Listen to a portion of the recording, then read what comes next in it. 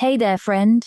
Tonight, we'll wander together into the soft shadows of Paris in the 1920s. Not the polished boulevards, not the postcards of the Eiffel Tower, but the quiet, smoke-filled corners where history unfolded in strange and forgotten ways. This is a story of artists, of wanderers, of dreamers, and of the secret world of Heroin Cafés that shaped their lives. Before we begin, let's make sure you're comfortable. Maybe dim the lights, or light a small candle if you have one. Let your phone rest on the nightstand. And if you'd like, turn on a gentle fan or a bit of white noise. The goal isn't just to listen, but to drift, to let this story become a background rhythm for rest. If you're joining us for the first time, welcome. If you've been here before, welcome back. I always love to imagine where people are listening from. Are you in a busy city apartment, where the windows glow with neon, or in a small house in the countryside, where the only sound is the crickets outside? Maybe even curled up in a dorm room, or a hotel bed halfway across the world. Wherever you are, I'm grateful you're here. And just a gentle reminder, if this kind of calm history helps you relax, feel free to subscribe. We have many more nights to spend together, wandering through old times and forgotten corners of the past. Tonight's story is not a fairy tale, though it might sound like one at first. Imagine Paris just after the First World War, the scars of battle still fresh, but the city alive with jazz, art, and restless energy. A place where poets argued in cafes, painters turned poverty into genius, and American wanderers sought freedom from prohibition back home. Beneath that glittering surface, however, ran a darker current. Hidden in plain sight, behind the chatter of cafes and the glow of absinthe bottles, heroin was flowing, quietly, steadily, through the veins of Parisian culture. You'll walk those streets tonight. You'll step into the cafes, where artists traded canvases for powders, where inspiration and destruction arrived in the same glass. But don't worry, you're not here to be shocked or unsettled. You're here to drift. This is a calm telling, a slow unraveling of what once was, a history that's strange enough to keep your mind gently occupied, but soft enough to let you rest. So let's start our journey. Picture yourself standing in Paris, perhaps near Montmartre. The night is cool, a faint drizzle darkens the cobblestones, making the street lamps glow in halos. You pull your coat a little tighter and begin walking uphill, where the cafes are alive with smoke and laughter. From outside, they look ordinary, but inside, entire worlds unfold. Worlds where art, loss, and narcotics became entangled in ways history still struggles to untangle. This is the world we'll explore tonight. Paris, the 1920s, a city of brilliance and ruin, light and shadow, and you wandering slowly through it all. Take a deep breath. Let your shoulders fall. The story begins now. You find yourself at the edge of Montmartre, that hilly quarter of Paris, where the streets wind narrow and steep, like ribbons curling upward. The air carries the faint smell of roasted chestnuts, mixed with something smokier, something less innocent. Gas lamps flicker against damp stone, their glow soft, almost blurred in the mist of a Parisian evening. You walk slowly, unhurried. To your right, a group of young Americans laugh loudly, their accents sharp against the French chatter. They've escaped prohibition back home, and here, every glass of wine feels like a victory. To your left, an old woman sweeps her stoop, humming quietly, her broom brushing against the cobblestones in a rhythm older than the city itself. The war has ended only a few years ago, but its shadow lingers. You sense it in the silence that falls when a train passes in the distance, or in the eyes of men who lean against cafe walls, smoking and staring off at nothing. Many of them carry invisible wounds, memories that chase them even in sleep. They search for escape, and Paris, generous and reckless, provides it. You wander toward the glow of a crowded cafe. Its windows are fogged with condensation, the silhouettes inside moving in animated shapes. The sign above the door is hand-painted, chipped at the edges. From outside it looks ordinary, just another place to drink coffee or wine. But if you push the door open, step inside, you'll discover it is far more. The air greets you first, dense with smoke, both from cigarettes and little pipes of something stronger. The clink of glasses competes with the scrape of chairs. A violinist plays in the corner, his bow gliding lazily, the melody bending in and out of tune. Yet the patrons don't mind. They're here for something else. The tables are filled with artists, each one claiming a corner of this dim room. A painter with paint still under his fingernails leans close to a poet, both whispering with the urgency of men who believe their words can still change the world. Beside them, two young women laugh too loudly, their lipstick smudged from wine, their eyes heavy but alive. You notice, after a moment, that the conversations often end with hands slipping beneath the table, passing small packets, wrapped in brown paper, exchanged as casually as sugar. And then there is Madame Noir. She sits behind the bar, a figure draped in black silk, her hair pinned high, her smile polite but unreadable. To the casual customer, she is only the owner, pouring coffee, serving absinthe. But for those who know the right questions, the right code, she offers something far stronger. Not just escape from memory, but a doorway into another world altogether. A young man enters, a painter, barely more than 20. His coat is too thin for the weather, his eyes restless. He orders a coffee, but the word he chooses, the slight gesture of his hand, tells Madame Noir what he truly wants. She nods once, barely noticeably, and disappears into the back room. Moments later, he follows.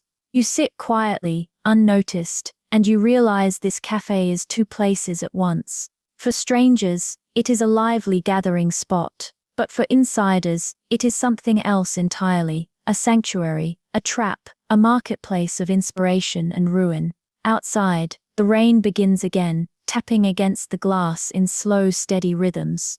Paris carries on, unaware of the quiet revolutions happening here. In rooms like this, art and narcotics intertwined, the line between genius and destruction blurred almost to nothing. And you, still drowsy, still drifting, feel as though you've slipped into a hidden current of history. A world ordinary visitors never saw. You linger at your table, the warmth of coffee in your hands, the hum of voices drifting like smoke around you. Then the door creaks open again, and in walks a figure who seems familiar, even though you've never met him. His name, whispered here and there, is Jean-Baptiste. He is only 24. Though his shoulders carry the weight of someone twice his age. He came to Paris with nothing but a battered suitcase and a dream of becoming the next Picasso. He had survived Verdun, though the night still carried its echoes, screams and flashes. He could never quite escape. In his small studio near Sacré-Cœur, sleep had long ago abandoned him, and so when whispers led him here, to this café, he followed. At first he came for company, a glass of wine, a corner to sketch in, the comfort of hearing voices around him while the city outside grew quiet. But one night, when Madame Noir placed her hand lightly on his shoulder and led him to the back room, he discovered something else. It was there, behind a velvet curtain, that Jean-Baptiste met the needle, not as a medical tool, not in the hands of a doctor, but as a key to silence, to stillness. For the first time in years, the chaos in his mind eased, and when he picked up his brush afterward, the canvas seemed to open itself to him. His paintings changed almost overnight. Shapes became fluid, colors burned brighter, as though dream and reality had merged into something entirely new. Critics, when they eventually saw them, would call his work visionary. But here, in the quiet corners of this café, the cost was already apparent. Each stroke of brilliance was purchased with a little more of himself. You imagine him now, sketching quickly on a napkin, his eyes darting with restless energy. Around him sit others who have found their way into this hidden world, poets scribbling half-legible verses, Americans escaping the laws of their own country, British wanderers searching for inspiration, German intellectuals who no longer fit in back home. They all gather here, drawn by the same gravity. Madame Noir understands them better than they understand themselves. She doesn't push, She doesn't sell, she simply provides an atmosphere where it all feels inevitable. For artists, curious, fragile, restless, the promise of a shortcut to inspiration is impossible to resist. You sip your coffee slowly, watching Jean-Baptiste laugh with a young American writer whose tie is crooked and whose hands shake slightly as he lights his cigarette. They believe, for now, that they are free, free from the past, free from society's rules, free to create as they wish. But as the night deepens, you notice the subtle signs, the way their conversations circle endlessly back to the same themes, the way their laughter fades too quickly into silence, the way each of them, eventually, makes their way to Madame Noir's side of the bar. Outside, the rain has stopped, leaving the streets slick with reflections of gaslight. Inside, the cafe hums on, a strange sanctuary, and you, drifting gently, begin to see how art and addiction could weave themselves into a single inseparable thread. Not far from here, in a quieter quarter of the city, another story unfolds. Margaret Worthington, a young woman from Boston, arrived in Paris in the spring of 1924. She came with a trust fund, a love of the arts, and a heart full of romantic notions. In her mind, she would be a modern-day patron, supporting struggling painters and poets, giving them the stability they needed to create their masterpieces. She rented a handsome apartment in the 6th arrondissement, with high ceilings and tall windows that let in generous light. There, she began hosting salons, gatherings where artists could present their work, read their poetry, and share ideas late into the evening. Margaret poured wine, hung canvases, and congratulated herself for creating what she believed was a true circle of genius. At first, it was all innocent enough. She purchased paintings, supported young writers, attended exhibitions. She saw herself as a cultivator of beauty, someone helping to nurture the next great movement in art. But Paris in the 1920s had its own definitions of sophistication, and Margaret soon discovered that it was not enough to know the brushstrokes of Cubism or the structure of a modernist novel. True understanding, she was told, required experience. Experience that could only be found in certain cafés, behind certain doors. One evening, a friend led her into Café de l'Amour, the same place Jean-Baptiste had wandered into months earlier.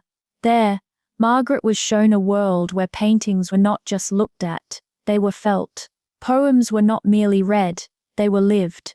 And the secret, she was told, lay in the powders and syringes passed quietly under the table. Margaret told herself it was only curiosity at first, a taste of opium, a step into someone else's perspective.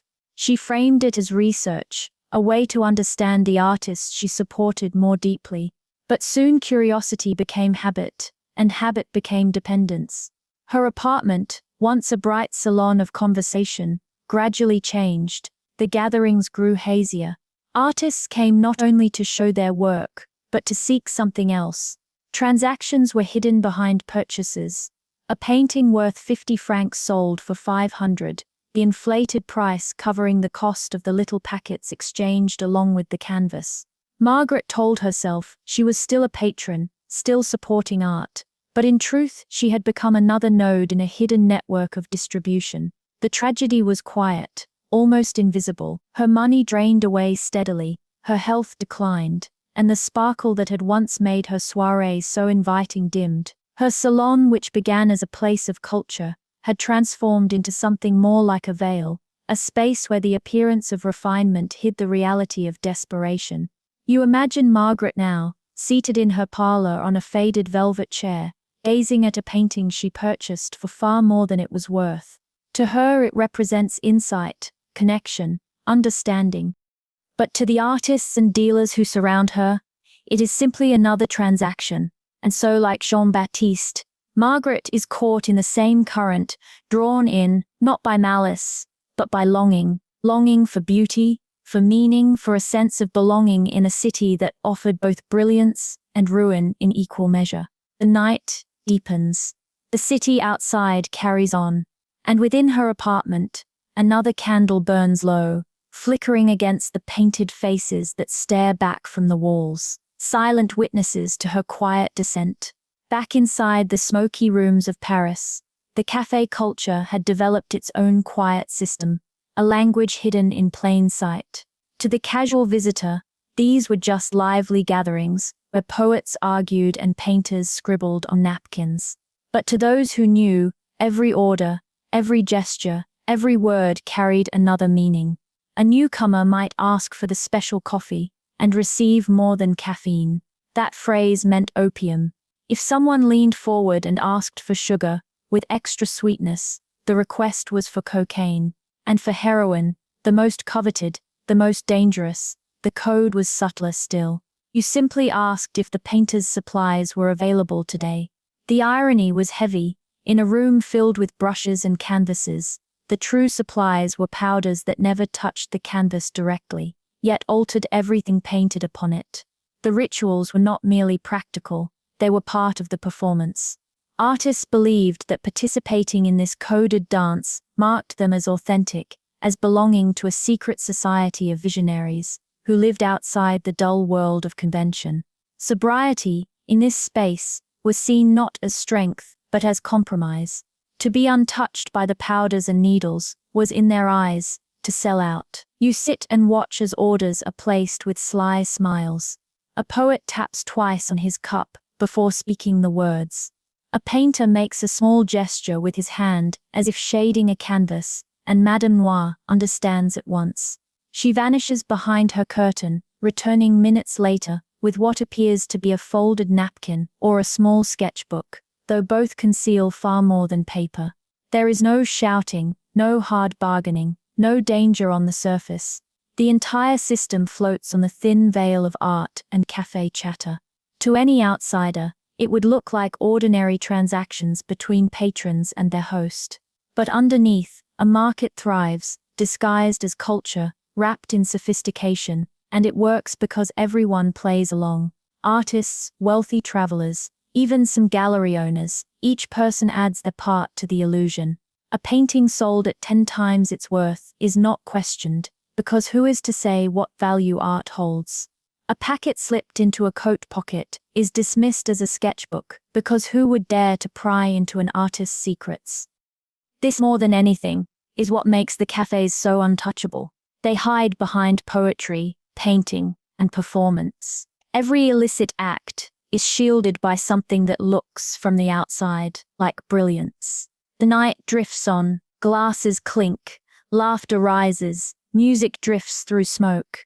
And yet in every smile, in every coded word, there is the quiet pull of something heavier, a current carrying them deeper, whether they realize it or not. As the days pass and nights blur together, you begin to notice a pattern. The first encounters with heroin often ignite a strange kind of fire in the artists who gather here. Their sketches sharpen, their colors glow, their poems tumble forth in torrents of restless energy. To those watching from the outside, it looks like genius, sudden, electric, unstoppable. Jean-Baptiste's early canvases shimmer with dreamlike imagery, as though he has found a way to paint what others only glimpse in dreams. Margaret insists she can feel the paintings more deeply when she drifts through the haze of smoke and chemical calm. Collectors, themselves curious or already initiated, pay extraordinary sums for works that seem to pulse with otherworldly vision.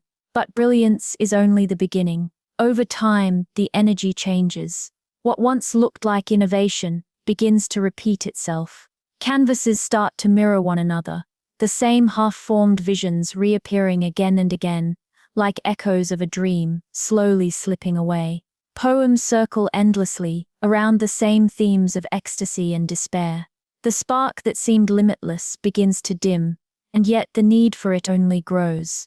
The cafes thrive on this illusion. Each new visitor sees only the early stages, the rush of inspiration, the shine of novelty. Few stay long enough to see how the cycle always continues, the early glow, the steady decline, the quiet unraveling, and so the myth of brilliance sustains itself. Madame Noir knows this better than anyone. She offers no persuasion, no promises. She does not need to. For artists, heroin is not sold as a substance. It is sold as inspiration itself. And when your identity, your very reason for living, depends on creating something new, how could you resist? The room hums with conversations that grow looser as the hours pass. You watch as a poet reads his verses aloud, his voice rising with conviction, his audience swaying gently with approval. The words are raw, fragmented, but the listeners, lost in their own haze, nod as though hearing something profound. Perhaps it is profound. Or perhaps it is only the illusion of depth, carried on the tide of smoke and powder. Outside, Paris carries on in its ordinary rhythm. Bakeries prepare their bread for the morning. Tram bells echo down wide boulevards. The city that shines by day has little idea of the shadows that move within its night. And yet, within these rooms, the illusion persists that they are not merely surviving, but creating something eternal. You sit quietly, feeling the weight of it all, the glow of candles, the half-laughter, the promises whispered in code. It is beautiful, in its way, but also fragile, like a flame burning too brightly to last. The cafe is not just a place to drink or to paint. It has become a circle, a community bound, not by blood, but by something that feels just as strong. Everyone here belongs to it, in their own way. American wanderers arrive with pockets full of dollars, thrilled to escape the restrictions of home. They tell stories of prohibition and of secret bars hidden behind laundry shops in New York. Here in Paris, they find the same excitement, but with fewer risks and far more glamour. British poets drift in, their coats threadbare, their notebooks filled with lines half-finished. They come seeking inspiration, believing that if Paris is where modernism is born, then they must be here to catch its spark. German intellectuals, uneasy in their own country after the war, sit quietly in corners. Their eyes are sharp, their conversations measured, but their hands tremble when the packets change hands. And then there are the French themselves, painters, sculptors, dreamers, many of them veterans, carrying silent grief from the trenches. They are not looking for fame or fortune, they are looking for rest. The cafe welcomes them all. At first glance, it seems to be a meeting of equals, a free exchange of art and ideas. But as you linger, you notice an invisible hierarchy forming. Those who indulge the most are praised as the most authentic. Their suffering, their sleepless nights, their frantic creativity, these are held up as proof of their devotion to art. Those who hesitate, who try to keep their distance, are quietly dismissed as insincere. It is a strange reversal. In the outside world, restraint is a virtue. Here, it is weakness. Addiction itself becomes the currency of credibility. The laughter grows louder, the arguments more animated, yet underneath it all, there is a sense of inevitability, as though everyone knows where this road leads, but chooses not to look too far ahead. They cling to the illusion that they are in control, that the needle is a tool rather than a master. Madame Noir watches it all from her place behind the bar, her dark eyes calm, her smile faint. She never raises her voice, never hurries, never shows her hand. She has no need to. The circle sustains itself, drawing in new faces as others fade away. Outside, the bells of midnight ring faintly through the mist. Inside, the circle holds steady, each member bound by invisible threads of longing, of escape, of brilliance they hope will last forever. And you, sitting among them, feel the pull as well, a quiet awareness that this is not just history, but a reflection of how easily people can be drawn into shadows when the light of the world feels too harsh. Among the artists and wanderers, patrons drift in too, wealthy souls who imagine themselves protectors of beauty, rescuers of genius from obscurity. They arrive in fine clothes, their shoes polished, their French hesitant but eager. They believe they are buying art, supporting culture, but in these rooms, nothing is ever so simple. Margaret, with her Boston inheritance, was only the beginning. Soon others followed. A young baroness from Belgium, a shipping heir from Liverpool, an American lawyer with pockets full of prohibition money. They all told themselves the same story, that their purchases were acts of generosity, that their names would be remembered for fostering art. And indeed, The transactions look respectable enough. A canvas worth 50 francs is purchased for 500. A sketch scribbled in haste sells for the price of a month's rent. To outsiders, these are simply extravagant acts of patronage. But inside the cafe, everyone knows the truth. The inflated prices mask another trade. Each painting carries with it not just pigment and canvas, but a hidden cost, the heroin folded quietly into its frame, the powder tucked beneath its wrapping paper. For the artists, this creates a strange economy. They no longer paint to express, but to maintain. Each brush stroke is measured against the price of their next packet, each poem recited with an ear toward whether it will bring in enough to quiet the cravings for another night. For the patrons, the danger lies in believing themselves above it. They speak of culture, of refinement, of progress. But behind their words, their eyes drift toward Madame Noir's curtain, just as the artists do. Sooner or later, curiosity becomes participation, and then they too are caught in the same web. The cafes thrive on this illusion of respectability. Should anyone question the money changing hands, there is always an excuse. We are supporting art, they say. We are encouraging genius. No law can argue with taste, and no policeman dares to confiscate a painting sold in good faith. You watch the system hum around you, quiet and efficient. Money flows, paintings are exchanged, packets are slipped into waiting hands. Each person tells themselves they are part of something noble, something inspired. And yet, beneath the candlelight, you can see the truth. The art becomes less daring, less alive. The artists become thinner, their hands unsteady. The patrons grow paler, their conversations more scattered. It is as though the brilliance that once burned so brightly is slowly being drained away, piece by piece, leaving only shadows behind. And still, the trade continues. Always another painting, always another packet, always another night. At first, the cafe gives the impression of endless vitality. Canvases seem to leap with strange colors, poems arrive in cascades of words, and conversations carry the spark of brilliance. But if you sit long enough, if you return night after night, you begin to notice a subtle change.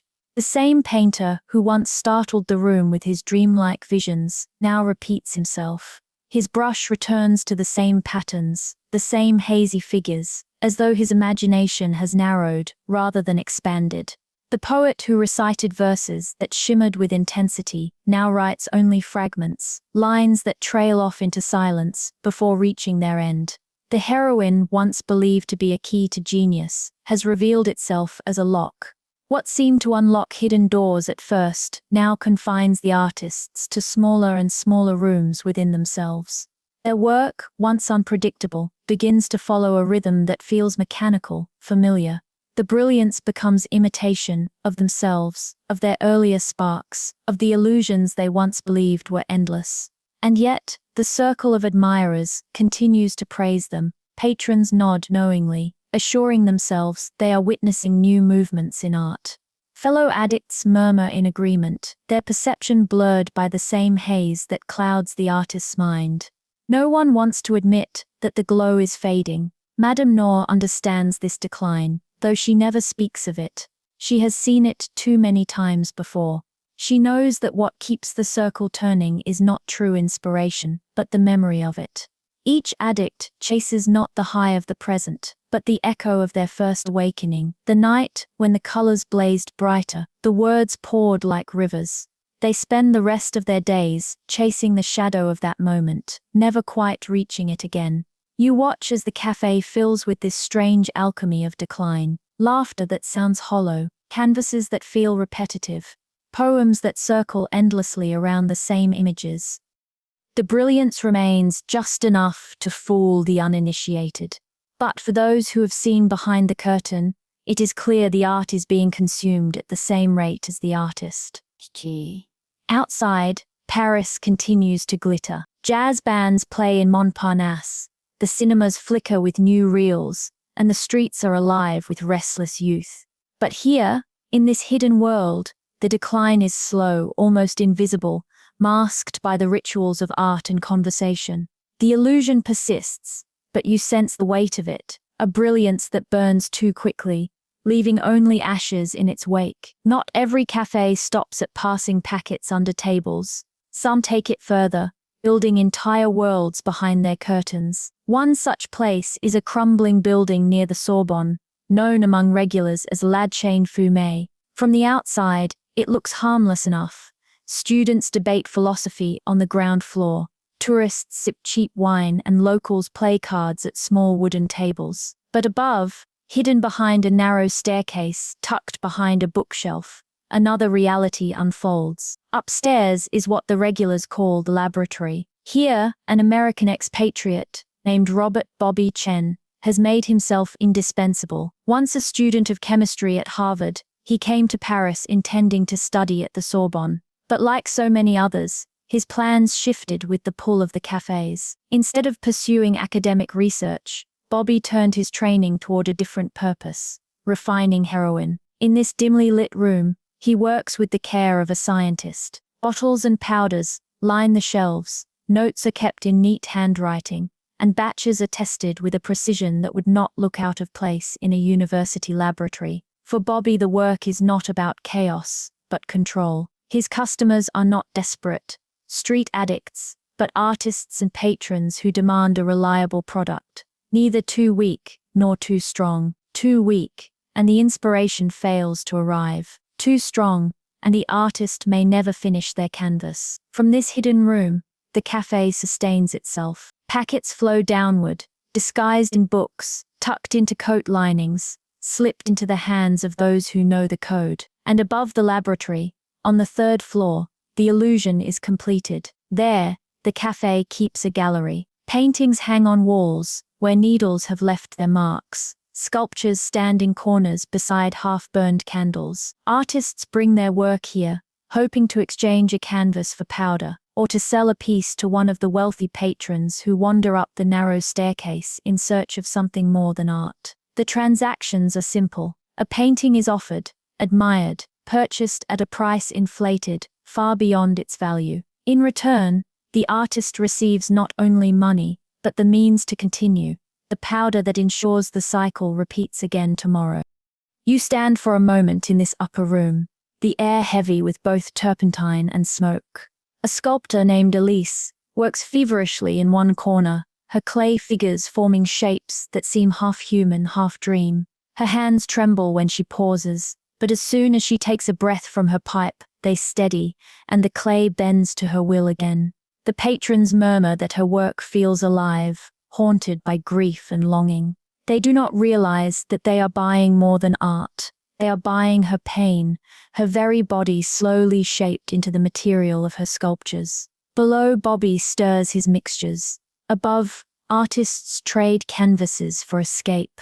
Between them, the cafe thrives, its facade of culture shielding the darker work inside. And outside, Paris sleeps on, unaware of the quiet laboratories, where art and addiction mix like chemicals in a glass vial, producing beauty and ruin in equal measure.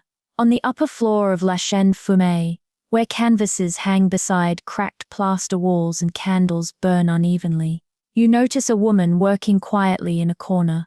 Her name drifts across the room in soft conversation. Elise Dubois, a sculptor from Lyon. She is not like the others, at least not at first glance. Where the painters sit with glasses of wine and cigarettes, Elise works with her hands submerged in clay. Her fingers press, shape, and smooth with a rhythm that seems almost trance-like. Figures rise from the clay as though summoned rather than made, elongated forms with faces etched in anguish, bodies caught between collapse and reaching upward.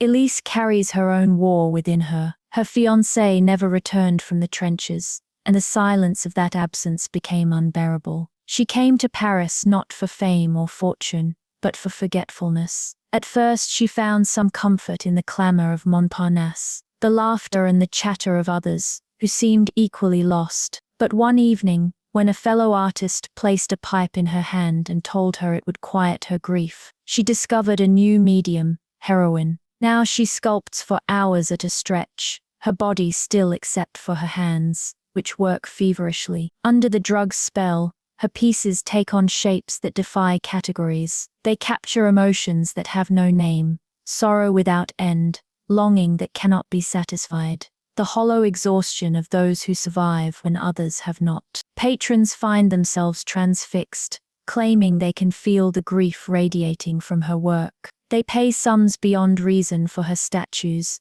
carrying them back to apartments and salons, where they stand as silent witnesses to suffering disguised as beauty. But what the patrons cannot see is the cost. Each figure Elise creates requires her to sink deeper into that quiet oblivion, to numb herself further so that her hands might remain steady, her vision unclouded by memory. Without the drug, her hands shake too violently to work. With too much, her awareness fades, leaving the clay unshaped and the hours lost. At only 28, Elise possesses both the skill and the emotional depth that should mark the beginning of her greatest years.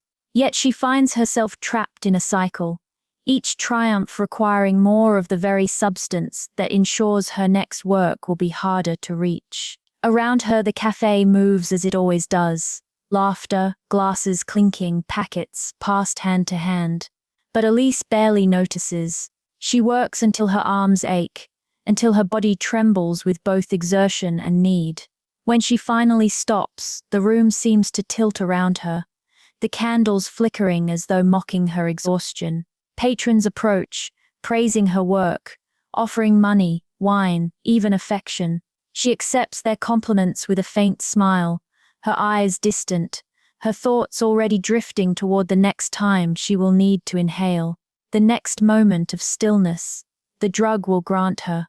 In the quiet corners of Paris, brilliance and destruction share the same breath. Elise's sculptures may outlast her, placed on pedestals in galleries where her name is spoken with reverence.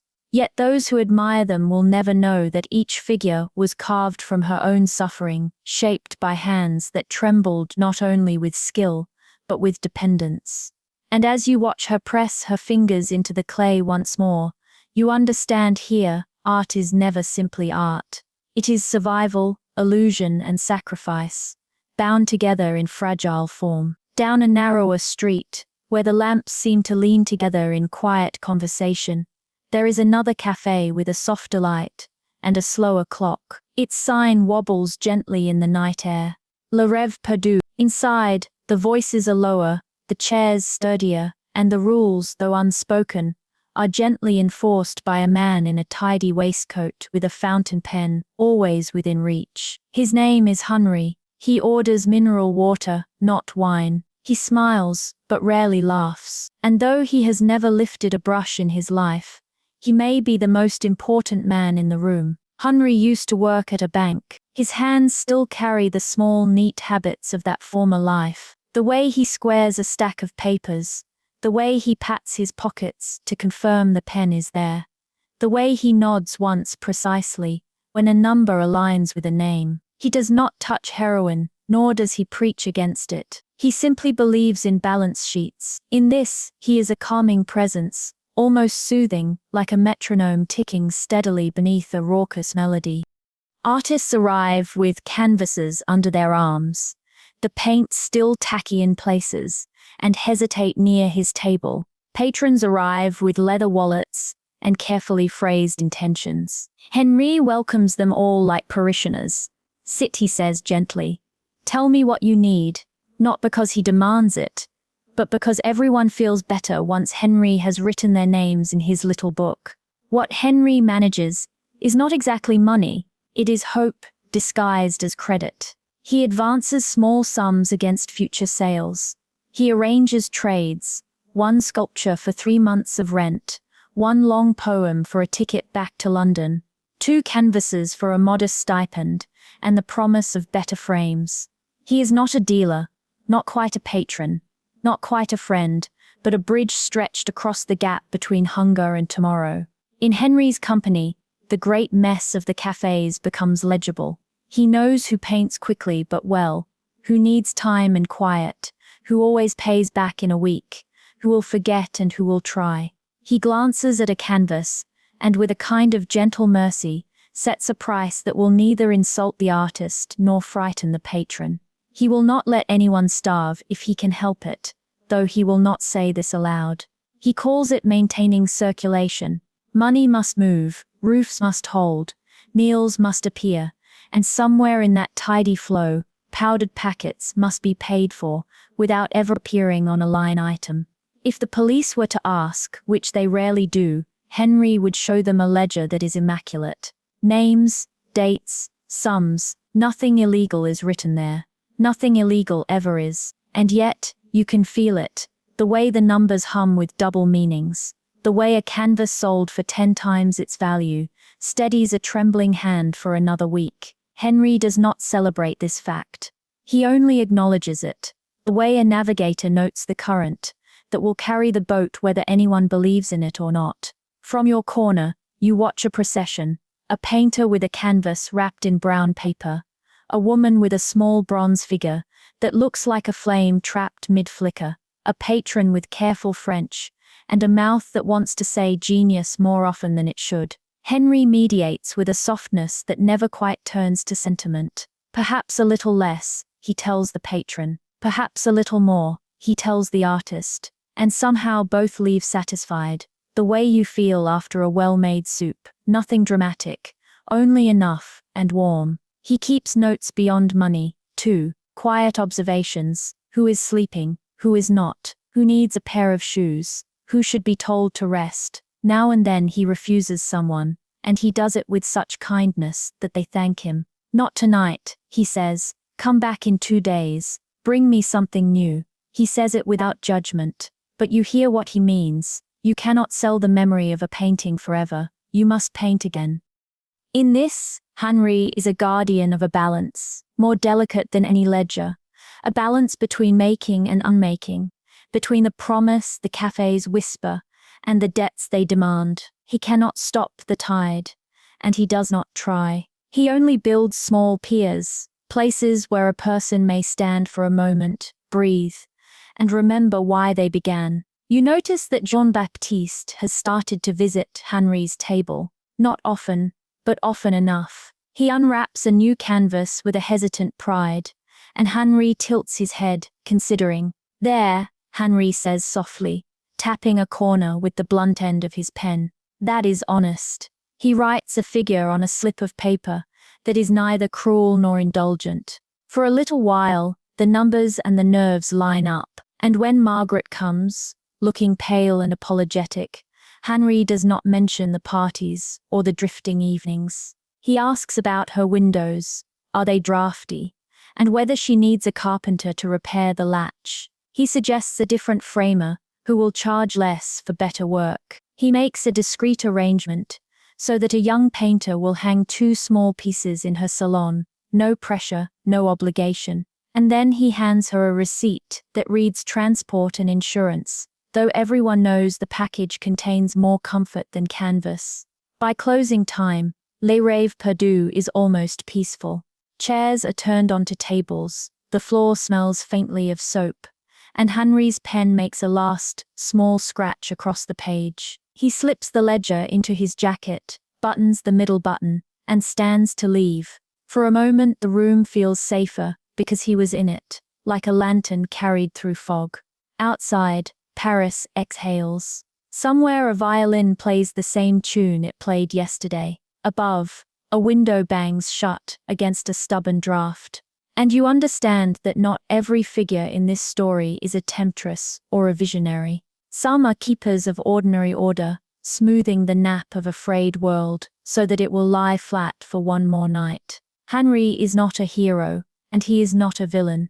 He is a quiet hinge on which many doors still swing.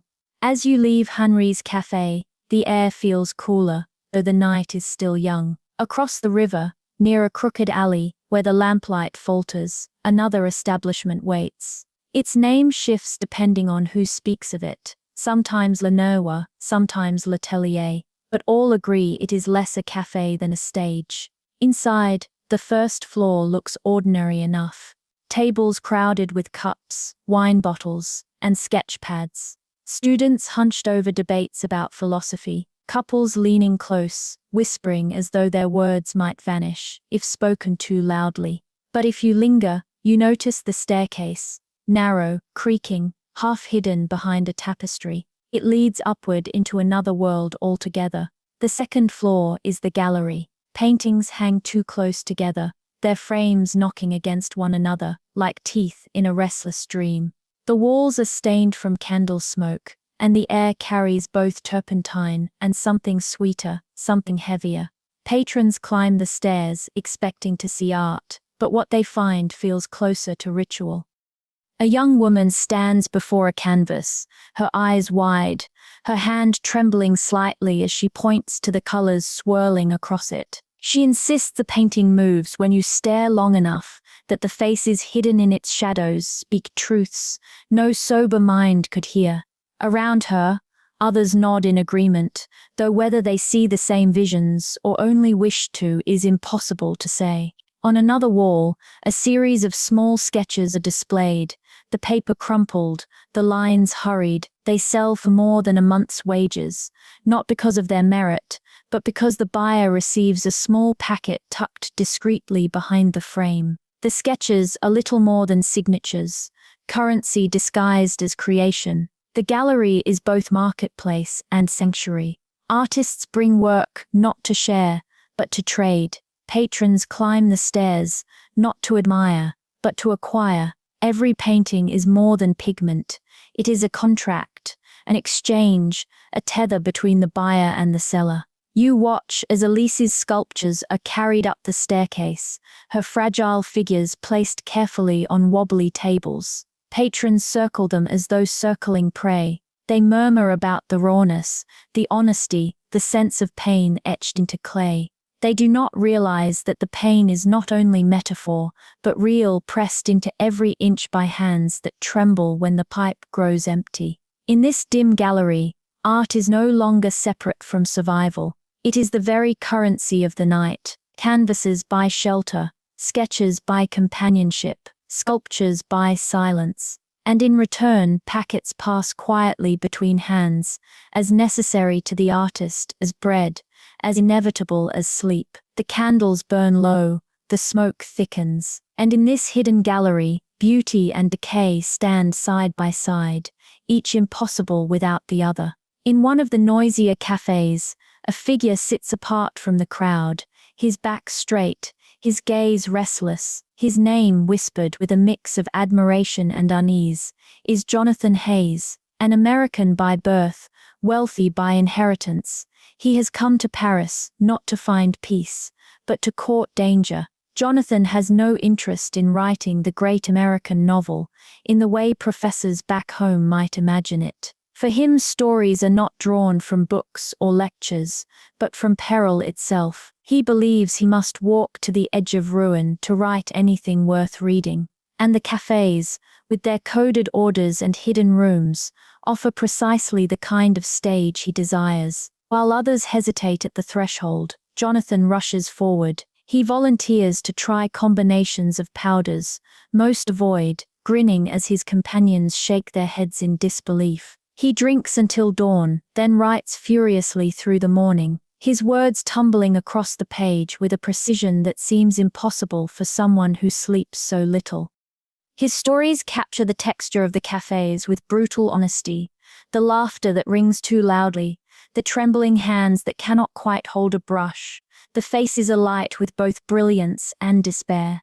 Those who read his pages in their early drafts claim that no one else has described addiction so clearly, so vividly, but Jonathan himself shrugs at the praise. For him, each page is not an achievement, but a byproduct of living recklessly enough to have something to say.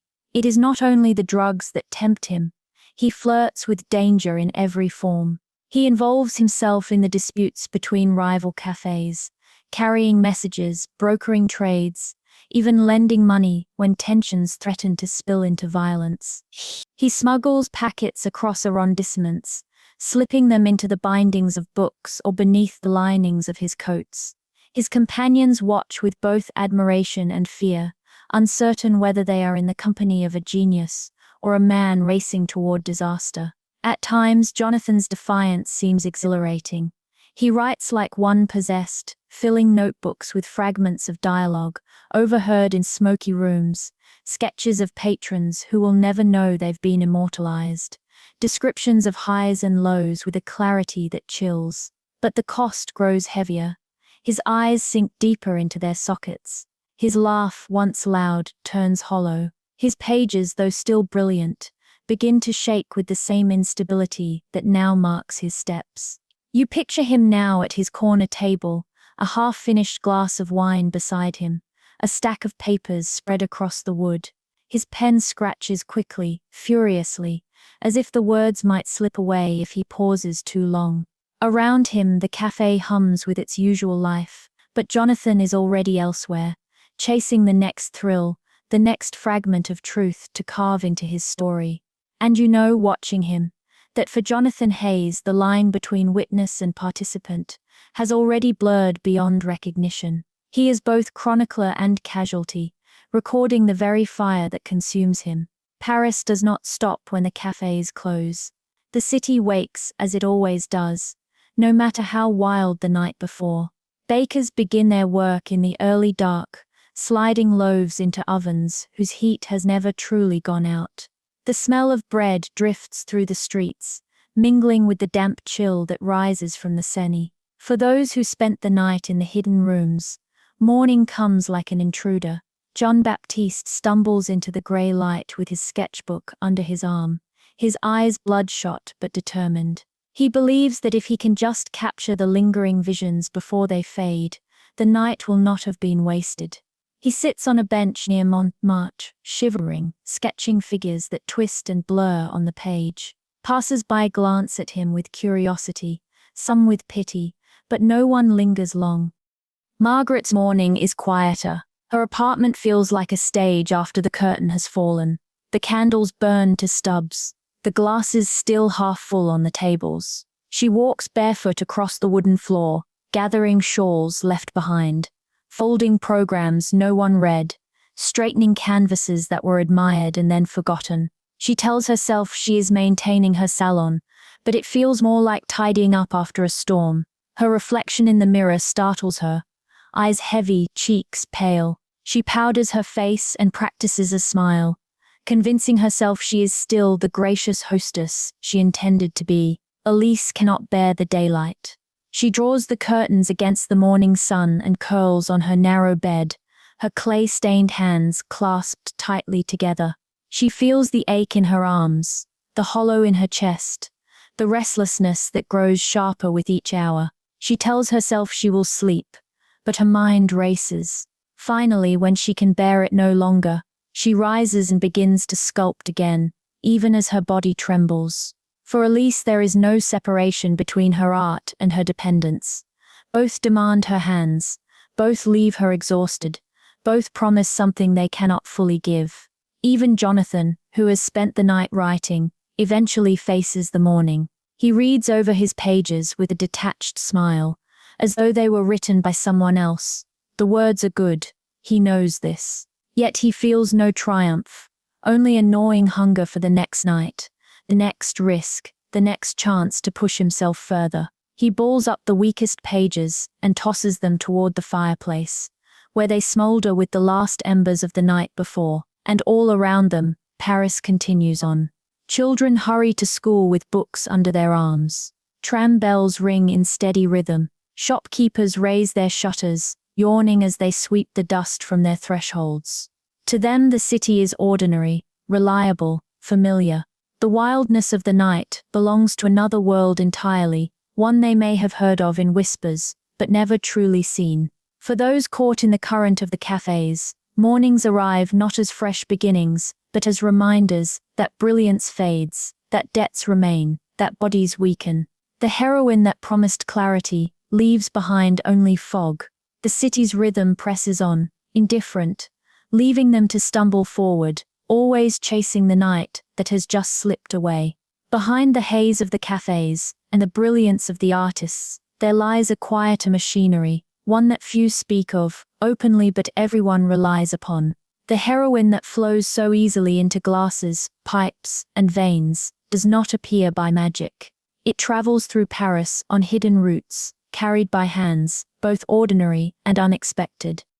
At the heart of this machinery are the dealers, not the street hawkers of cheap powders, but a network of men and women who blend into the city with practiced invisibility, a baker's apprentice who carries more than bread in his basket, a cab driver who never asks why his passengers insist on being dropped at the same obscure alley, a seamstress who stitches small packets into hems before dresses are delivered to wealthy apartments. They are not glamorous figures.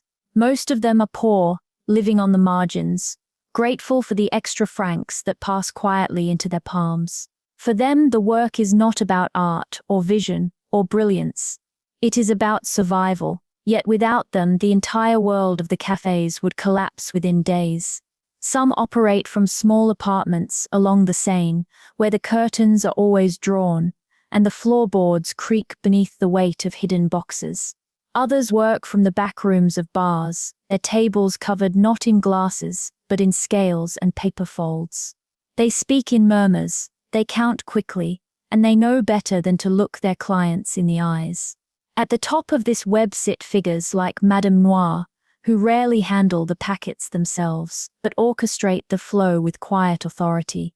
They decide which cafes receive which shipments, which artists receive leniency on their debts, which patrons are indulged, and which are quietly turned away.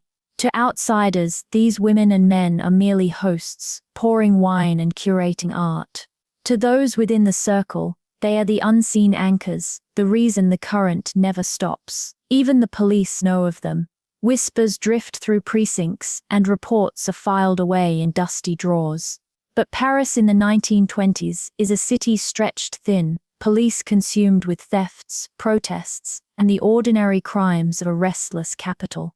And besides, who dares raid a room filled with American heirs, British baronesses, and French painters, whose names already appear in newspapers? To prosecute such people would mean scandal, and scandal is often considered worse than crime. So the web holds, powder flows in small, steady streams from ports and laboratories, through quiet hands and narrow alleys, into the very heart of Parisian art. It is invisible to most, yet indispensable to those who gather nightly in smoky rooms. And you, watching from the edges, understand that this hidden machinery is the true foundation of the cafes. Without it, the laughter would falter, the canvases would dry, the poems would fall silent. With it, the illusion of endless brilliance carries on, though always at a cost.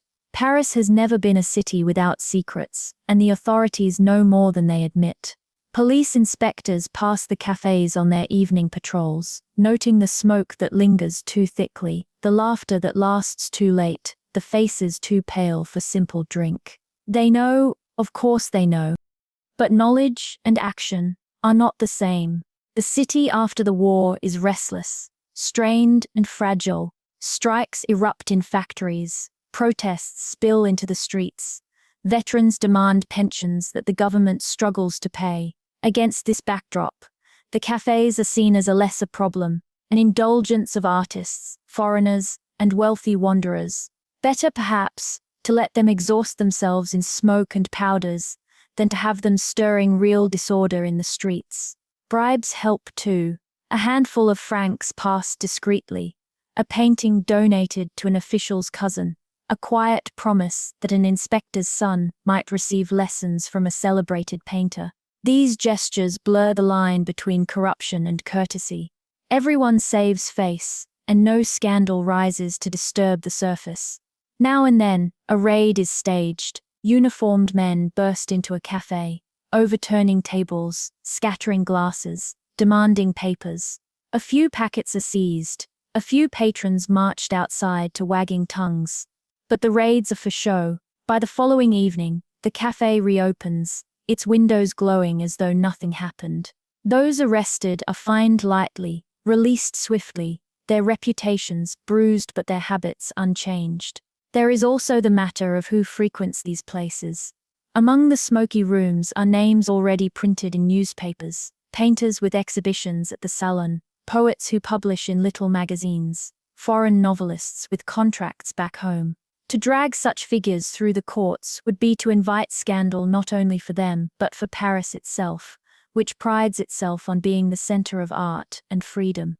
The city would rather look away than tarnish its own myth, so the police linger at the threshold, aware but hesitant.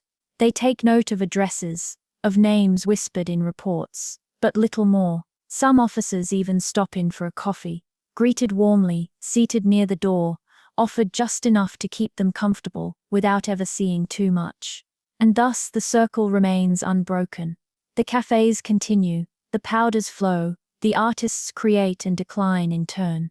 The city pretends not to see, the police pretend not to act, and Paris itself hums on, its brilliance dimmed at the edges, its secrets safe in the smoke. Not every visitor to the cafes comes with a pen or a brush in hand. Some arrive with instruments, their cases worn from travel, their fingers quick and restless. Music weaves itself into this world, just as surely as paint or powder, carrying the pulse of the age in each note. In Montmartre, a narrow club glows with red lamps and low ceilings. A jazz trio takes the stage, a trumpet, a piano, and a drum kit that rattles whenever the player strikes too hard. The sound bursts into the smoky air, sharp and alive, pulling the crowd into its rhythm. For many, it is their first taste of jazz, imported from New Orleans, carried by black musicians who found in Paris a freedom they were denied at home. The music electrifies the cafes. Painters sketch furiously as the trumpet wails. Poets scribble lines on scraps of paper, convinced the rhythm itself carries meaning. Patrons tap their glasses in time, their laughter rising with the beat. For a moment, the smoke and the shadows feel less heavy. The music cuts through, offering not escape but something like defiance. Yet even here, heroin lingers at the edges. Musicians are offered packets in place of wages. It will keep you sharp, someone says. It will help you play longer, smoother. Some refuse, relying on the raw energy of their craft. Others accept, curious or desperate, and soon find themselves caught in the same rhythm as the artists they play for. Brilliance first, decline after. One trumpeter, known simply as Louis to his friends, becomes a legend in these rooms. His notes soar above the chatter, bending with a sorrow that silences even the rowdiest patrons. When he plays, time seems to pause. Even Madame Noir sets down her glass to listen. Yet Louis too carries the weight of dependence. His music shines brightest when the powder steadies his nerves, but afterward his body shakes, his chest tightens, and his nights end with exhaustion rather than triumph. Still, the music persists. It threads itself through the nights, blending with the clink of glasses, the murmur of voices, the scratch of pens, the brush against canvas. Jazz becomes the heartbeat of this hidden Paris, unpredictable, syncopated, alive with both joy and melancholy. Outside, the streets are quieter. A violinist plays on a corner for coins, his melody simple, almost fragile compared to the storm of jazz inside. A passerby drops a franc in his case, nodding in sympathy. The two sounds, the wildness within and the softness without, seem to mirror the city itself, caught between brilliance and weariness, between the rush of life and the longing for rest. And as the night deepens, you realize Paris in the 1920s is not only a city of paint and poetry, but of music that rises and falls like breath, carrying with it the same hunger, the same fragility, the same quiet beauty destined to flicker and fade. Amid the swirl of cafes and smoke, not every story is about art or powder. Some are about love, though here, even love seems touched by the same fever, fragile and fleeting. In Montparnasse, where cafes spill onto wide boulevards, and the air hums with restless energy, you notice two figures often seated together. One is a young painter with ink still on his fingers, the other a seamstress with bright eyes, and a laugh that carries above the noise. Their names shift in the telling. Some say Julien and Claire, others say André and Marie. The names matter less than the truth of them. Two people clinging to each other in a city that offers both too much and not enough. Their days are spent apart, he in a cramped studio, she hunched over cloth and thread, but each evening they meet in the cafes. At first, their love seems untouched by the powders. They sit close, sharing wine, whispering dreams of exhibitions and escape.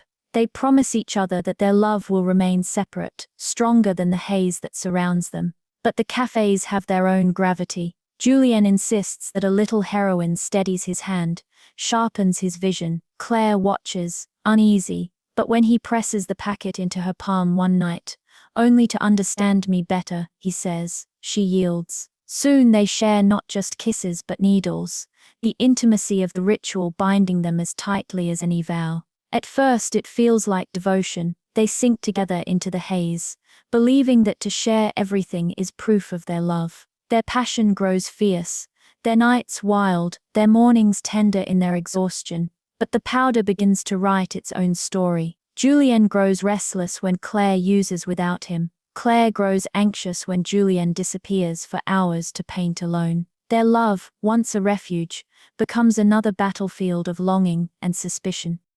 In the cafes, their quarrels play out in whispers and sudden silences. Patrons glance over, sympathetic but unsurprised. Everyone knows that love here burns brightly and then falters, consumed not by indifference, but by the same hunger that consumes everything else. One evening you see them again. Julien sketches her profile feverishly, his lines uneven but urgent. Claire leans close, her hand resting lightly on his arm, her eyes heavy with both affection and fatigue. They are still in love, yes, but it is a love bound by chains as much as by choice. Around them the café hums with the usual rhythm, glasses clink. Poets argue, musicians tune their instruments. But in the space between Julien and Claire, you sense the quiet tragedy that so many here share, the desire to hold on to something pure in a world that seems determined to blur every boundary. Love in Montparnasse is real, tender, even beautiful. But here, it is never safe.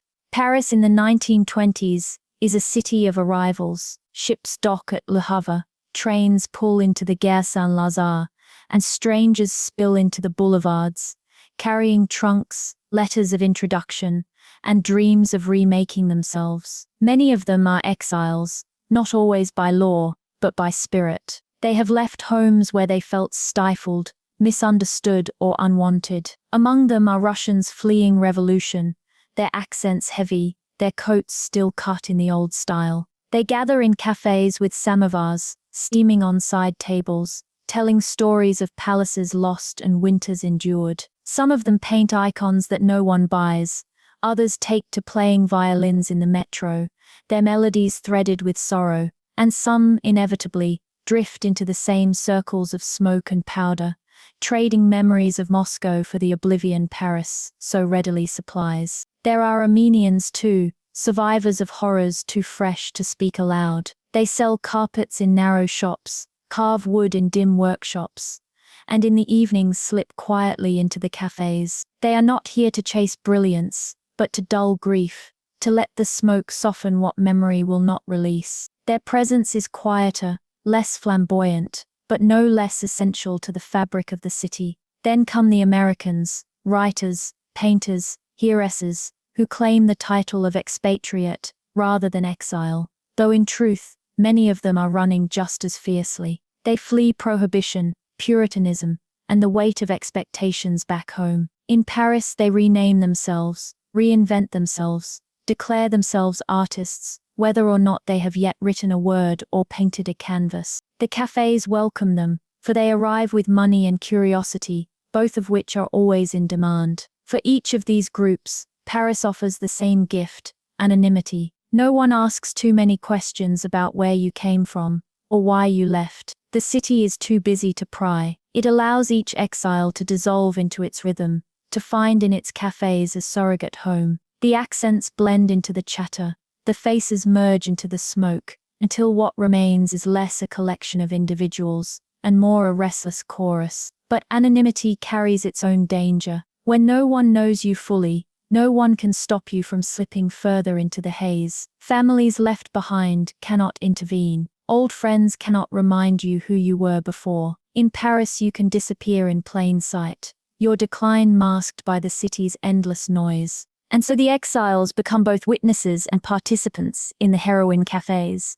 They add their languages, their griefs, their hopes to the mix, deepening the sense that this is not one city's problem, but something larger. A gathering of lost souls from across the world, each drawn to Paris as if by fate, each caught in the same web once they arrive. You imagine them now, scattered across the cafés, a Russian aristocrat, sipping coffee with trembling hands, an Armenian carpenter staring silently into his glass, an American novelist scribbling furiously in the margins of a notebook, different pasts, different wounds, but bound together by the same night air, the same smoke curling toward the ceiling, the same fragile desire to belong somewhere, anywhere, even here. Not everyone who enters the cafés seeks powder or even art. Some come only to watch. They sit quietly in corners, ordering nothing more than a single coffee that cools untouched, their eyes following the smoke and the laughter without ever joining in. They are the silent witnesses of this world. Some are students, too poor to buy a packet, too timid to approach Madame Noir, yet fascinated by the legends unfolding before them. They scribble notes in their exercise books, recording fragments of overheard conversations, sketches of artists they admire from afar. Later, some of these students will become teachers, journalists, even historians. When asked how they knew so much of the 1920s Parisian underground, they will smile faintly and say, "I was there." Others are travelers, men and women passing through Paris on their way to somewhere else. They hear of the cafés from a friend, a guidebook, a rumor. Curiosity leads them inside, but caution keeps them apart. They watch the rituals, the codes, the exchanges, and though they may never touch the powders, they leave with stories that carry the legend far beyond France. There are also those who come simply for company, widows who cannot bear their empty apartments, old men who survived the war but lost everyone else, shop girls who slip away after their shifts, preferring the noise of the café to the silence of their rooms. For them, the cafés are not dens of inspiration or ruin, but places where they can feel the warmth of other lives brushing past their own. The artists rarely notice these silent witnesses. They are too caught up in their own whirl of creation and decay. But the witnesses notice everything. They see the way Jean-Baptiste's hands shake when he lifts his glass. They see the flicker of doubt in Margaret's eyes when she writes another check. They see Elise pause in her sculpting, staring at her clay as though it might accuse her. They see Jonathan's pen scratching through the night, his posture rigid even as his body begs for rest. The witnesses do not intervene. They are not here to save, only to remember. In their silence, they carry the truest record of what these nights are, strange mixtures of brilliance and sorrow, of laughter and decline. Later, when the legends are polished and retold, when the paintings hang in galleries and the novels are studied in universities, it will be the silent witnesses who know the truth, that behind the myth was exhaustion, behind the brilliance was dependence, behind the glamour was grief. And so they sit, night after night, their presence almost invisible, their coffees long cold, watching, listening, remembering. As weeks slip into months, another current runs beneath the surface of the cafés. Money, always money. Inspiration might seem free, but powder is not. Each packet costs francs, and the artists, no matter how brilliant, rarely have enough to keep pace with their appetites. At first, the solution seems simple. Sell a painting, a poem, a sculpture. But not every canvas finds a buyer. Not every poem earns applause. And so debts begin to pile, quiet but steady. Hari's ledger grows heavier, each page filled with promises, to be paid after the next exhibition, settled when the patron returns from London, covered once the novel is complete. The numbers climb while the francs remain absent. For some, the solution is charm. They flatter patrons, offering small sketches, reading poems at soirée, arranging introductions to other artists. A well-placed compliment, a kiss on the hand, a suggestion of future brilliance, These become currencies of their own. Patrons, flattered and curious, advance the money, knowing it may never return. Others resort to barter. A coat is pawned, a necklace sold, a stack of books traded for a week's supply. Elise once exchanged an entire sculpture for a handful of packets, her fingers trembling as she signed the receipt. It is only clay, she told herself, but she knew the truth. It was months of her life, reduced to a moment's relief. And then there are those who fall into desperation. Canvases stolen from friends, poems copied and sold under another name, even theft from the very patrons who had once supported them. The cafes, so full of laughter and camaraderie, begin to whisper with suspicion. Who can be trusted? Who owes too much? Who will betray a friend for a packet? Madame Noir keeps a careful balance. She allows debts, but not endlessly. When an artist falls too far behind, she withholds the next supply until payment is made. Sometimes payment arrives in francs, sometimes in art, and sometimes in favors that no one speaks of aloud. She does not need to threaten. The hunger itself is persuasion enough. You notice how the air grows heavier as debts tighten their grip. The laughter at the tables is louder, more frantic, as though to cover unease. The artists smile, but their eyes flick often toward the bar, toward the curtain, toward the place where promises must be kept. Paris outside remains indifferent. The boulevards bustle with shoppers. The markets overflow with produce. The banks tally their accounts without concern. But within the cafes, desperation thickens like smoke. Each debt binds the artists closer, until their freedom feels less like bohemian rebellion and more like a cage of their own making. Paris is a city of choices, and in the 1920s, no single café could hold all its restless souls. For every smoky room in Montmartre, there was another in Montmartre, and still another tucked into the crooked alleys of the Marais. Each café had its own atmosphere, its own rituals, and inevitably, its own loyalties. Some, like Café de la Mare, prided themselves on discretion. Their patrons were wealthy, their curtains heavy, their transactions conducted with a politeness that almost made them respectable. To be seen there was to be part of a circle that valued appearances as much as powders. Others, like La Fumée, leaned into chaos. Their rooms were crowded, their music loud, their walls covered with half-finished canvases that anyone could add to. Transactions were casual, sometimes reckless, packets exchanged in plain sight with little attempt to hide. It was a place of raw energy, of artists who cared little for society's rules, and even less for their own survival. Between these extremes lay dozens of smaller cafes, each cultivating its own mythology. Some claimed to be the true birthplace of Parisian surrealism. Others whispered that the most famous jazz musicians always stopped by after hours. A few even spread rumors that their powders were purer, stronger, blessed by chemists who treated their work like alchemy. Rivalries grew quietly at first. Artists teased one another for choosing the wrong café. Patrons boasted of the exclusivity of their favorite haunt. But soon, the competition became sharper. Prices rose and fell, depending on rumors of quality. Poets refused to perform in cafes that hosted their rivals. Painters signed contracts, pledging loyalty to a single establishment in exchange for steady supplies. Even Madame Noir, who preferred to remain above such squabbles, was forced to adjust. When La Fumée grew too popular, she lowered her prices subtly, ensuring her regulars would not drift away. When Café de la Mare hosted a scandalous exhibition, she arranged her own soirée the following week, inviting twice as many patrons. She did not fight openly, but she never allowed her café to be forgotten. For the artists, these rivalries meant both opportunity and danger. A painter could rise quickly if adopted by the right café, their name carried by its reputation. But to betray one café for another was to invite whispers of disloyalty, even threats of being cut off entirely. Some artists tried to move between circles, but most were eventually forced to choose. The rivalries kept the cafés alive, each pushing the others to new excesses. Nights grew longer, exhibitions more daring, powders more plentiful. For the city, it was a golden age of art and scandal, endlessly fascinating to outsiders.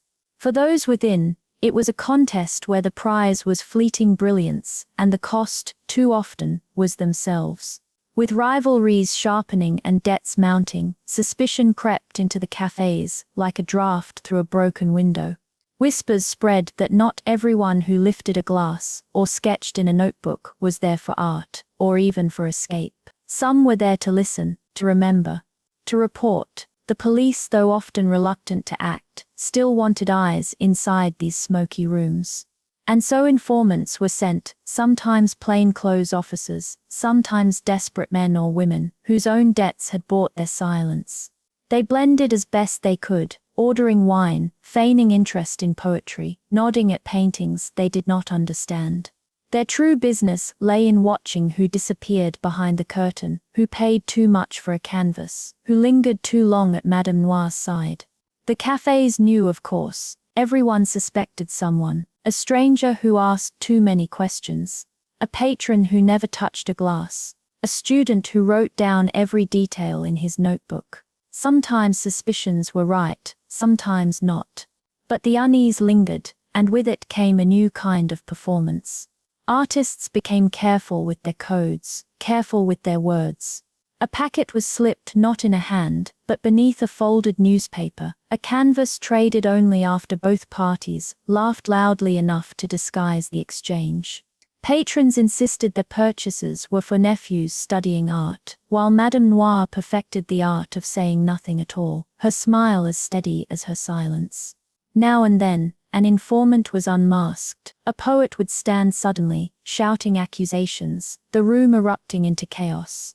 Sometimes the accused fled, sometimes they denied it, sometimes they simply stared back, saying nothing, and sometimes, disturbingly, they returned the next night, as if nothing had happened, because the café, needing their farce, allowed it. It was a strange theater of suspicion, where everyone played a role. The informants pretended to belong, the artists pretended not to notice, the police pretended they were gaining control. In truth, little changed. The packets still moved, the powders still flowed, the art still appeared on the walls. The circle endured, protected by its own momentum. Yet the presence of informants left its mark. Laughter was sharper, conversations shorter, eyes darted more quickly toward the door. Trust, once the invisible glue of the cafés, grew thinner, and though the music played on and the candles still burned, an undercurrent of tension hummed beneath it all, as though everyone knew the performance could not last forever. Amid the smoke and poetry, another kind of figure drifts through the cafés, doctors. Some are genuine, others less so, but all carry an air of authority that sets them apart from the usual company. The real doctors come quietly. Many served during the war, stitching wounds in muddy trenches, watching morphine become both salvation and curse. They recognize the glassy eyes, the trembling hands, the shallow breathing of the café regulars. Some try to warn the artists, speaking gently of ruined veins, of failing lungs, of bodies that will not endure long nights forever. But their warnings are rarely heeded. In these rooms, the pursuit of brilliance outweighs the fear of decline. Other doctors, less noble, are drawn to the cafés for profit. They write prescriptions loosely, sometimes for powders, sometimes for morphine, which can be transformed with little effort. Their medical bags, carried with such seriousness, contain not only instruments, but packets folded neatly, disguised as treatments. They sell under the guise of care, convincing artists that their work requires not just talent but support from science. Then there are the self-styled physicians, men with little more than a smattering of training, who claim to understand the body and its mysteries. They speak of balance, of humors, of the mind's connection to art. They prescribe powders, as though they were medicine, assuring their listeners that the substances are tools, no different than brushes or chisels. Their words comfort those who already believe what they want to hear. In the cafés, the presence of doctors lends a strange legitimacy. An artist may excuse their habit by saying, "My doctor recommended it." A patron may smile and explain, "It is for my nerves, nothing more." Even Madame Noir occasionally invokes the name of a physician when questioned too sharply, her tone calm, her eyes steady. Yet the truth is plain for anyone who looks closely. The powders do not heal, they consume. Jean-Baptiste's cough grows harsher, Margaret's hands grow unsteady, Elise's cheeks grow hollow. No doctor, real or false, can disguise the toll forever. Still, the doctors continue to drift through the rooms, some trying to help, others eager to profit, all caught in the same current. Their presence reminds you of a cruel irony, that what once served to numb soldiers' wounds in the war has become the wound itself in peacetime. The line between healing and harm, between medicine and poison, blurs until no one is certain which side they stand on. And so the cafes continue, their patrons clinging to the belief that science, art, and powder can be woven together into something greater, when in truth, each new night only deepens the unraveling. Where there are secrets, there are always stories, and in Paris, the journalists are never far away. Some arrive openly, notebooks in hand, declaring themselves chroniclers of the new age. Others slip in quietly, pretending to be patrons, listening more than they speak. All of them are searching for material, for columns that will sell, for anecdotes that will dazzle, for the scandal that will make their names. The cafes provide plenty. The image of young painters, drunk on both wine and powder, debating philosophy until dawn, is irresistible to readers back home. Articles appear in American and British newspapers, describing Paris as a playground of excess, where art flourishes alongside decadence. Some journalists exaggerate, inventing details to shock their audiences. Others, strangely sympathetic, write with admiration, casting the cafes as the crucible of modern genius.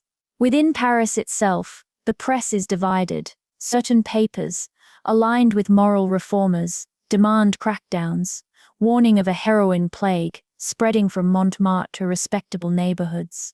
Others, more liberal, defend the cafes as symbols of freedom, insisting that the same society that praises Picasso and Joyce cannot condemn the soil from which they grow. Still others treat it all as entertainment, filling gossip columns with tales of baronesses slumming in smoky rooms, or American writers collapsing in alleyways after too much drink and something stronger.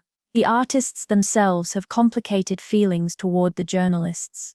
Some court their attention, eager for their names to appear in print. Others despise them, accusing them of vulgarity, of reducing sacred struggles to cheap headlines. Yet even the harshest critics cannot resist clipping out articles that mention them, folding the scraps of newsprint into their pockets, like talismans. A few journalists, more earnest than the rest, sense the tragedy beneath the glamour. They describe not only the brilliance, but the hollow eyes, the trembling hands, the sudden absences, when someone fails to appear one night, and is never spoken of again. Their words, printed in small journals or obscure reviews, rarely reach the masses, but they linger like warnings for those willing to read closely. And so the press, like the doctors, becomes part of the circle. They amplify the legend, feeding the world's fascination with Paris as both muse and menace. Without them, the cafes might have remained whispers, half known to the city and invisible beyond it. With them they become myth, dangerous, alluring, and impossible to ignore. You imagine a journalist now, hunched in the corner with ink-stained fingers, scribbling furiously while pretending not to listen. Tomorrow, their words will fly across the city, carried on newsprint, damp from the presses.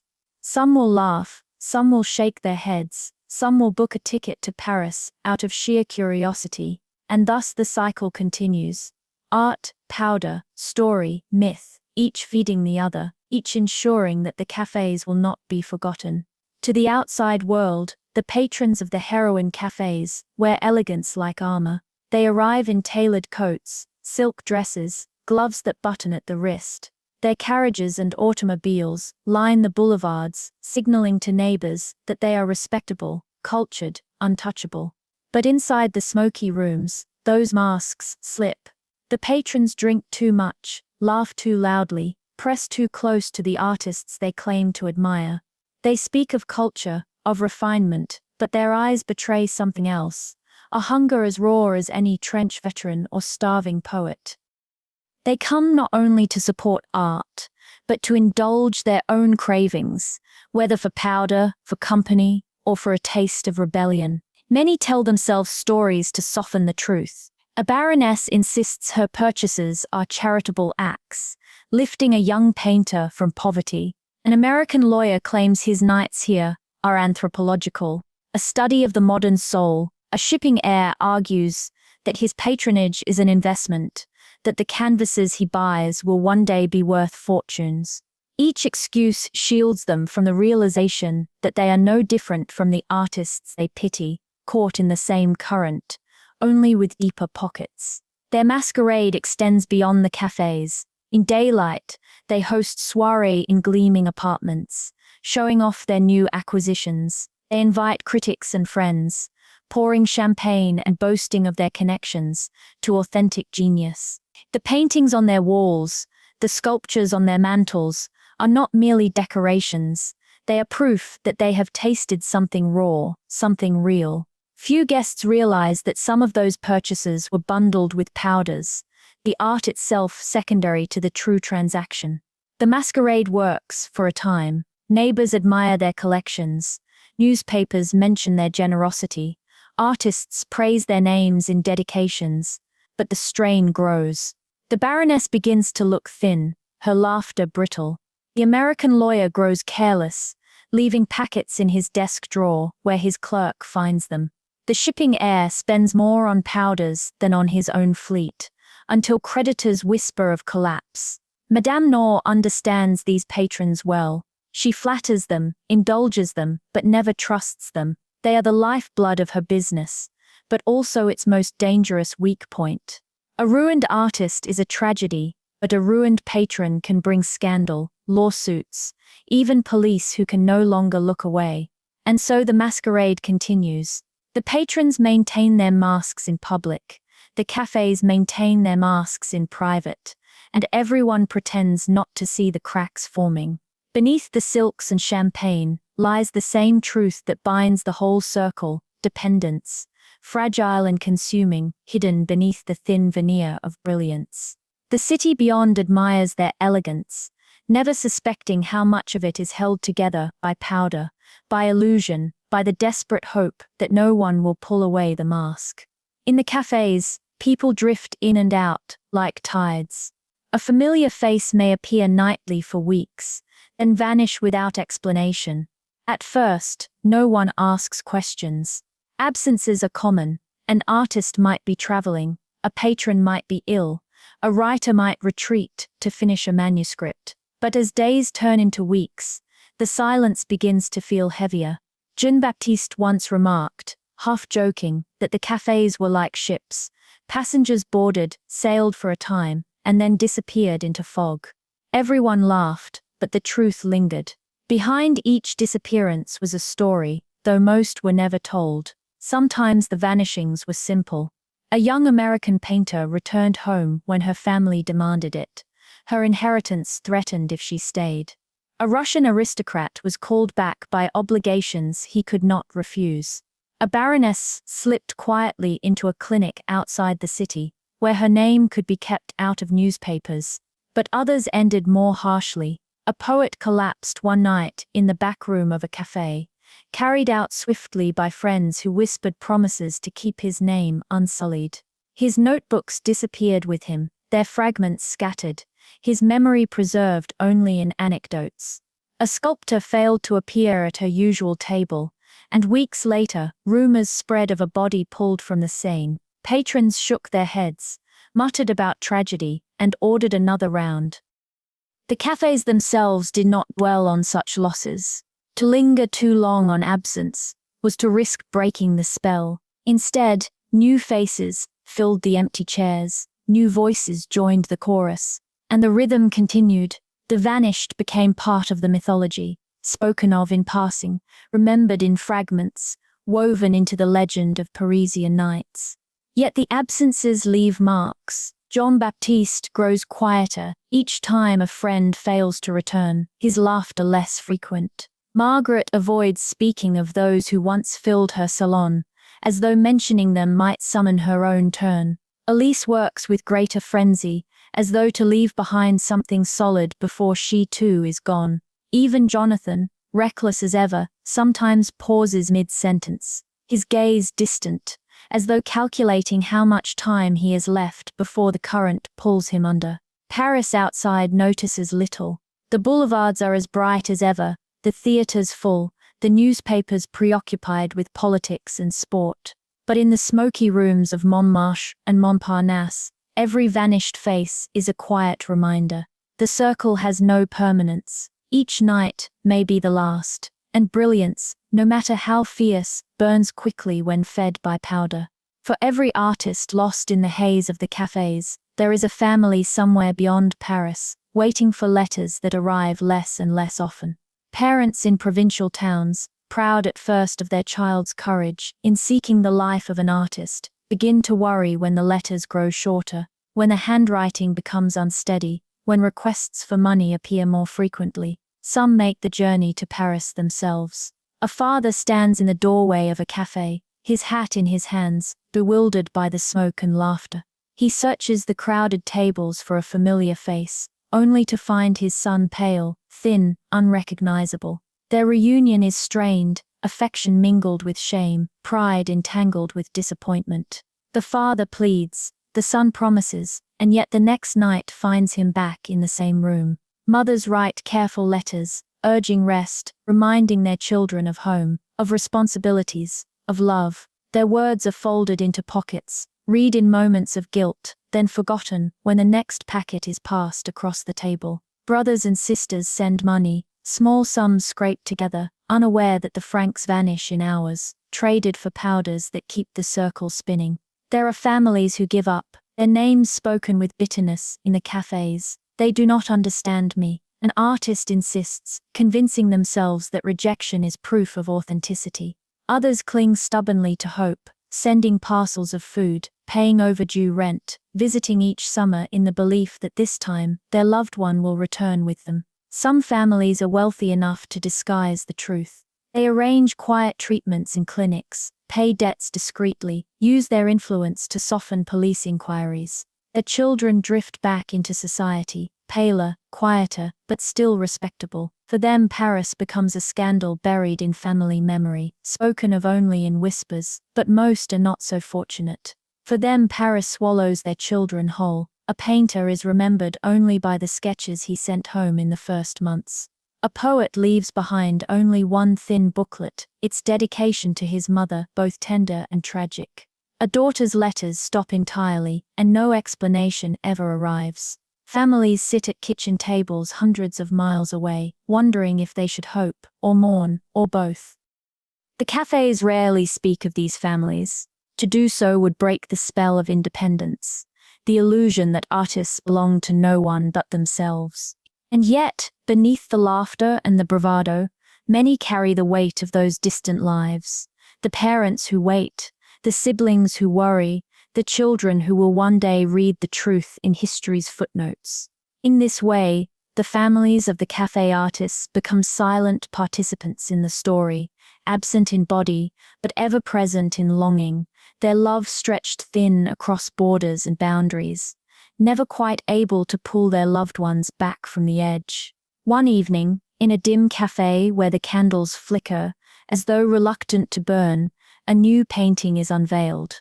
Its canvas is wide, its frame rough, its colors swirling in shapes that seem both alive and decayed. The patrons gather around, whispering, leaning close. The work belongs to Jean-Baptiste. At first glance, it is extraordinary. Figures rise from shadows, their faces twisted in both joy and despair. The strokes are bold, the palette daring. The critics in the room murmur of genius, of vision, of a style that pushes beyond cubism into something darker, stranger, more modern. They speak as though witnessing history in the making. But for those who know him, the painting tells another story. They see the trembling hand in the uneven lines, the exhaustion in the muddied corners, the desperation in the eyes of the painted figures. It is not brilliance alone, but brilliance poisoned, art pulled from a mind too clouded to rest, too restless to heal. Margaret admires the work loudly, praising its emotional honesty, though her voice wavers as she speaks. Elise runs her clay-stained fingers along the frame, nodding in silent recognition of the pain it carries. Jonathan scribbles notes furiously, already imagining the scene described in a future novel, and Jean-Baptiste, pale and unsteady, accepts their praise with a hollow smile, his eyes already drifting toward Madame Noir's curtain. The canvas sells that night, for a remarkable sum. A wealthy patron, eager to own what he believes is the dawn of a new movement, hands over francs with trembling eagerness. Jean-Baptiste pockets little of it. Most flows immediately into debt, into packets, into the current that has carried him this far. In the weeks that follow, the painting hangs in the patron's salon, where guests marvel at its power. They sip champagne, speculate on the future value, and speak of Paris as the world's true capital of art. None of them see the cost, the body and mind sacrificed, so that canvas might exist. Back in the café, Jean-Baptiste begins another painting. His strokes are slower, his vision cloudier. The patrons still praise, but a few notice the decline, the brilliance flickering, the poison deepening, yet no one says the words aloud. To do so would shatter the illusion that genius and destruction are not the same flame. And so the poisoned canvas becomes both triumph and warning. A masterpiece, yes, but also a mirror, reflecting what everyone in the room already knows, that brilliance born from powder carries within it the seeds of its own ruin. Margaret's salon, once bright with chatter and fresh canvases, has grown quieter. The curtains are drawn more often, the glasses remain unwashed on the sideboard, and the laughter of guests echoes less and less within those high-ceilinged rooms. Yet Margaret continues the performance. She dresses carefully in the afternoons, arranging her pearls, smoothing her gloves, painting her lips a shade that hides her pallor. When visitors arrive, she greets them with practiced warmth, her voice steady though her hands tremble as she pours the wine. She insists that all is well, that her salon still thrives, that she is a patroness of culture, and not, as she fears in her darker moments, merely another name whispered in pity. Her guests play along. They admire the paintings on her walls, the sculptures on her mantel, the stacks of thin books that clutter her tables. They speak of movements and manifestos, of exhibitions and experiments, but beneath their chatter lies unease.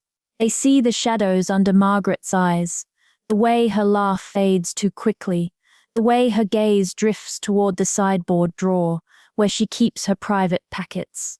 Margaret tells herself it is all temporary, that she is only tired, that her generosity has been taken advantage of. But she remains in control. She rehearses these excuses in her mind like prayers, and yet, when the evening ends and the guests depart, she collapses onto her chaise, her mask slipping away with the silence. The packets call to her, and she obeys, sinking again into the oblivion that allows her to believe, for a few hours, that everything is still as it once was. Her family writes from Boston, urging her to return, to rest, to recover. She ignores their letters or replies with bright lies, insisting she is thriving. To admit otherwise would be to surrender not only her pride, but her identity as the gracious hostess, the woman who supported genius. She cannot allow herself to be seen as weak, even as her salon empties and her fortune dwindles. Those who once admired her now speak of her, with a mix of sadness and irritation. She has lost her charm, they say. She used to be the life of the party. Few recognize that Margaret has not lost her charm at all. It has been consumed piece by piece, by the same current that pulls at them all, and still she persists. Night after night, she dons her mask, hosting smaller and smaller gatherings, maintaining the illusion that she is essential to the Parisian art world. But in truth, Margaret is no longer the patroness of the cafés. She is their creation, their echo, another figure in the long gallery of those who mistook the powder for sophistication and found only decline. Her masquerade continues, fragile as glass, until one evening it will shatter. But tonight, the candles burn low, the glasses clink politely, and Margaret smiles as though nothing at all has changed. Jonathan Hayes has filled another notebook. Its cover is battered, its pages thick with furious ink, its margins crowded with corrections and fragments of thought. He carries it under his arm as though it were a shield, though those who glimpse its contents know it is closer to a mirror, reflecting every fevered night, every reckless choice, every dissent he insists is necessary for art. In the cafés, Jonathan reads aloud to small gatherings. His voice is strong at first, rising above the chatter, demanding attention. He recounts the ecstasies of the powder, the collapse of friends, the flicker of genius that burns only for a moment before guttering out. His listeners lean in, captivated, horrified, amused. Some take notes, others shake their heads, a few cheer him on. Jonathan relishes it all. But the more he reads, the more obvious the pattern becomes. His stories repeat, circling the same themes: brilliance and ruin, laughter and despair. At times, his words seem less like revelations and more like confessions, his voice trembling at the edges, though he never admits it. He insists that he is documenting history, that he is telling the truth no one else dares, and perhaps he is. Yet those who know him best wonder if he is writing not to expose the cafés, but to justify his own unraveling. Publishers in New York and London write to him, eager for manuscripts. They promise fame, money, an audience beyond Paris. Jonathan delays, claiming his work is not yet finished. In truth, he cannot stop. Each night adds another chapter, another descent, another reason to keep writing. He fears that if he ends the book, he will end himself. His friends admire his courage, or so they say, but they also notice the way his hands shake when he lifts his pen, the way his sentences trail off when exhaustion overtakes him. His notebooks grow harder to decipher, the ink smeared, the handwriting frantic. Some pages are little more than half-formed words scrawled in the margins, as though he could not write fast enough to catch the thoughts racing through him. One evening, Jonathan leaves a notebook on the cafe table as he steps outside for air. A young student picks it up and flips through the pages. What he finds is not the chronicle of a glamorous world, but a record of a slow collapse, paragraphs crossed out in frustration, sentences that dissolve into incoherence, drawings of faces blurred and fading. He closes the book quickly, ashamed to have looked, but the image stays with him, that even Jonathan, so bold, so reckless, is being consumed by the very fire he claims to master. Still, Jonathan returns each night, notebook in hand, words spilling across the page. He believes that by writing, he can outpace the decline, that he can transform his unraveling into art. And perhaps he can, but each page carries a shadow, each story a warning. Brilliance may be recorded, but the cost of living it cannot be erased. Elise has taken to working at a potter's wheel, its steady spin offering her a rhythm. Her body can no longer keep on its own. She sits hunched over the clay, her hair tied back, her fingers slick with water, shaping vessel after vessel. Bowls, cups, small vases, the kinds of objects that might fill an ordinary home. Those who watch her are surprised. They expect sculptures, the elongated figures of sorrow and longing she once made. But Elise says nothing, her hands moving quietly, as though the wheel itself commands her. Each piece takes shape, smooth and symmetrical, simple in its design. It is as though she seeks calmness in form, an escape from the feverish intensity that once drove her work. Yet even here, the powder lingers. She cannot work without it. Her hands tremble, her concentration shatters. Only after the haze settles does she find the patience to press the clay into balance. What looks like serenity to others is, for Elise, a fragile performance.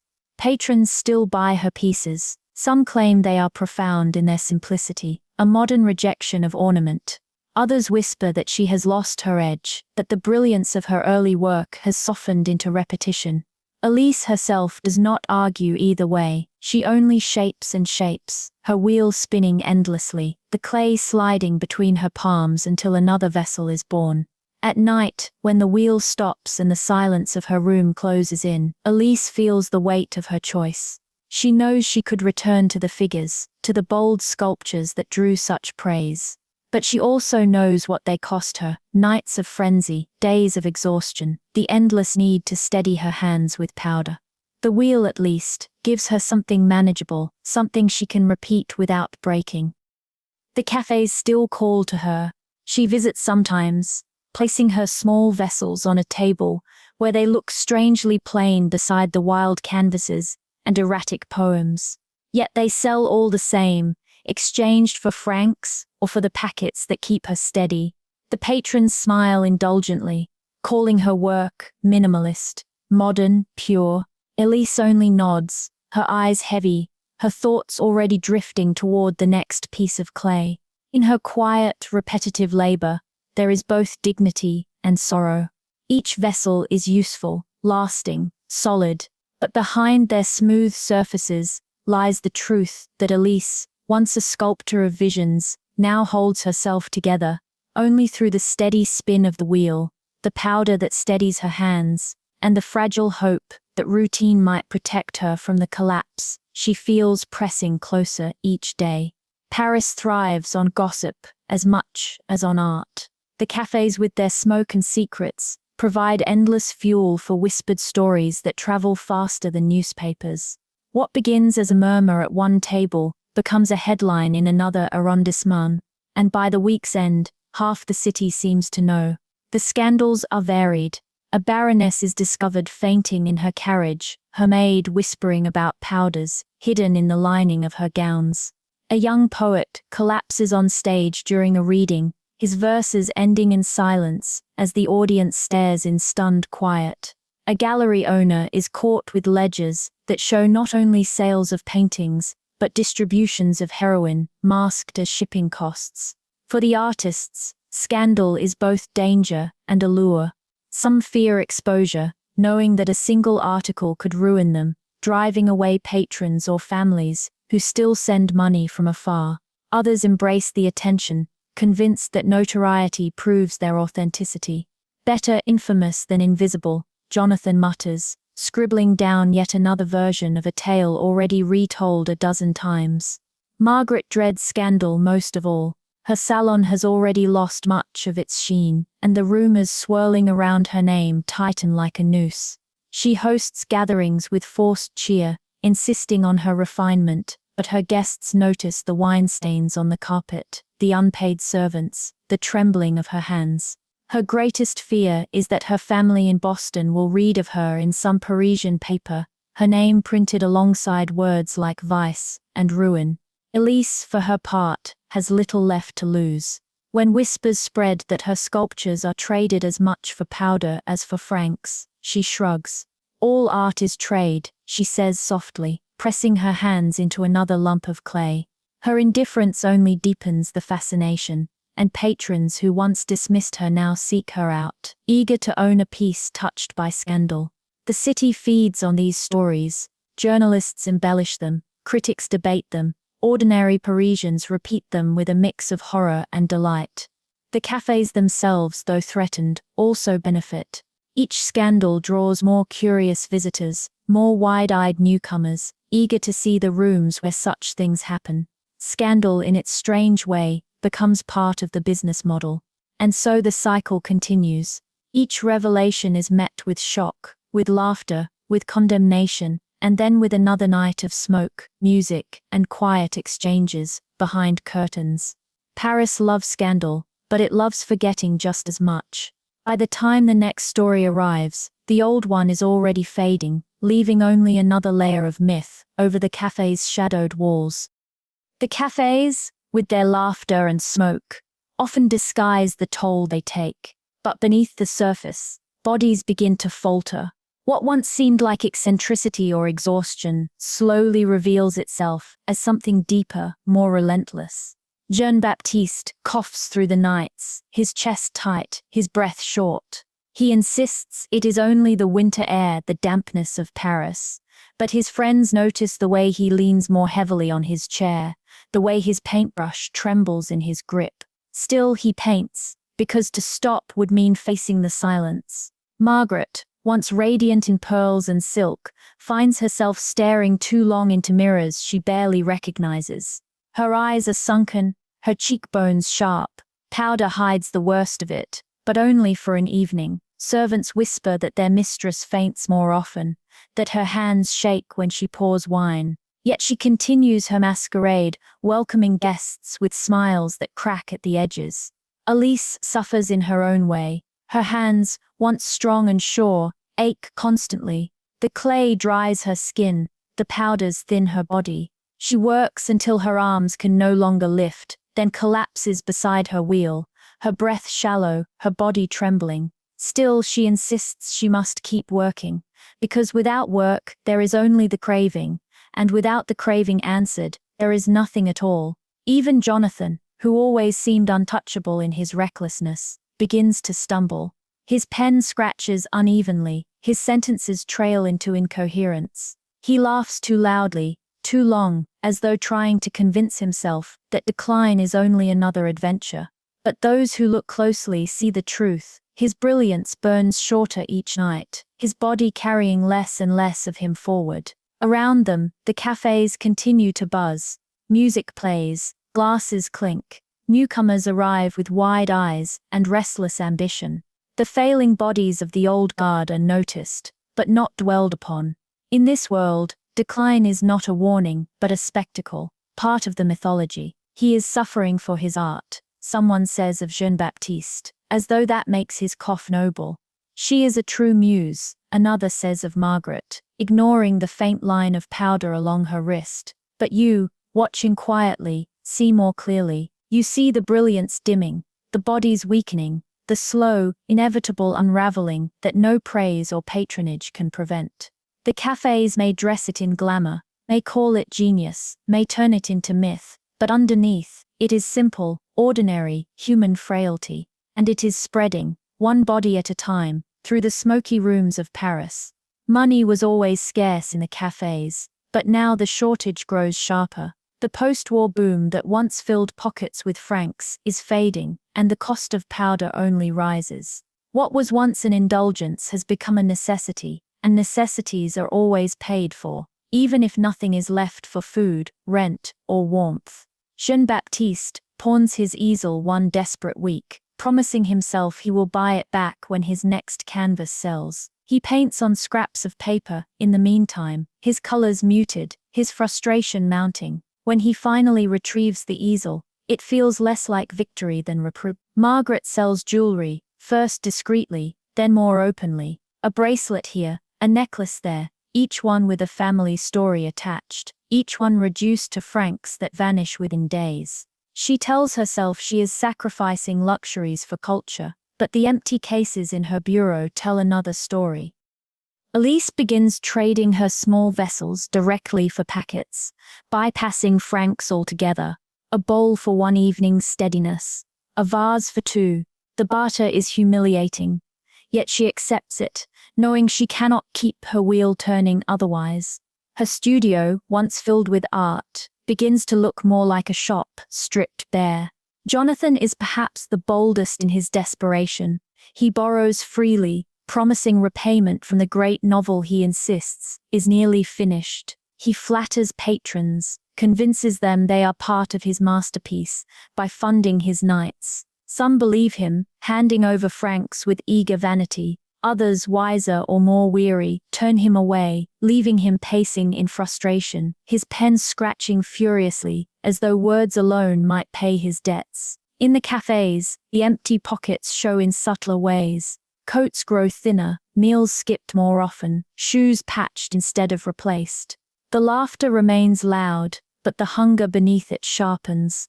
Patrons notice too, some take pity, others exploit it, offering smaller and smaller sums for greater and greater promises.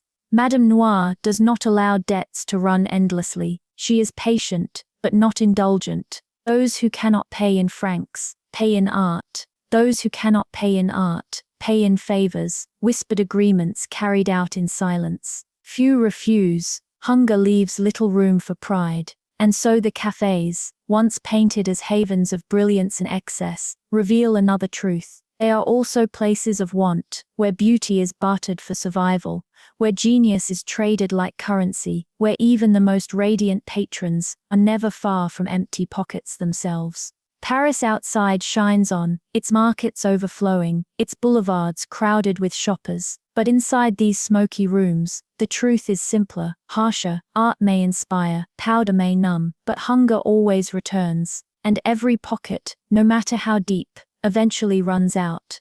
The cafes once thrived on camaraderie. Painters and poets toasted each other's brilliance. Musicians shared instruments. Sculptors lent clay. In those early nights, there was a sense of belonging, a belief that together they were building something greater than themselves. But as the years pass, and the debts mount, friendships begin to fray, arguments spark over small things, a patron favoring one artist over another, a poem dismissed as derivative, a sculpture mocked for its simplicity. Jealousy seeps into the cracks, sharpened by the ever-present hunger for both powder and recognition. The same artists who once applauded each other now mutter insults under their breath, their laughter edged with bitterness. Jean-Baptiste quarrels with a fellow painter one night, their voices rising above the clatter of glasses. What begins as debate over technique quickly turns to accusations. You steal my buyers, you copy my style. They nearly come to blows before Madame Noir intervenes, her calm voice reminding them that all debts must be settled, one way or another.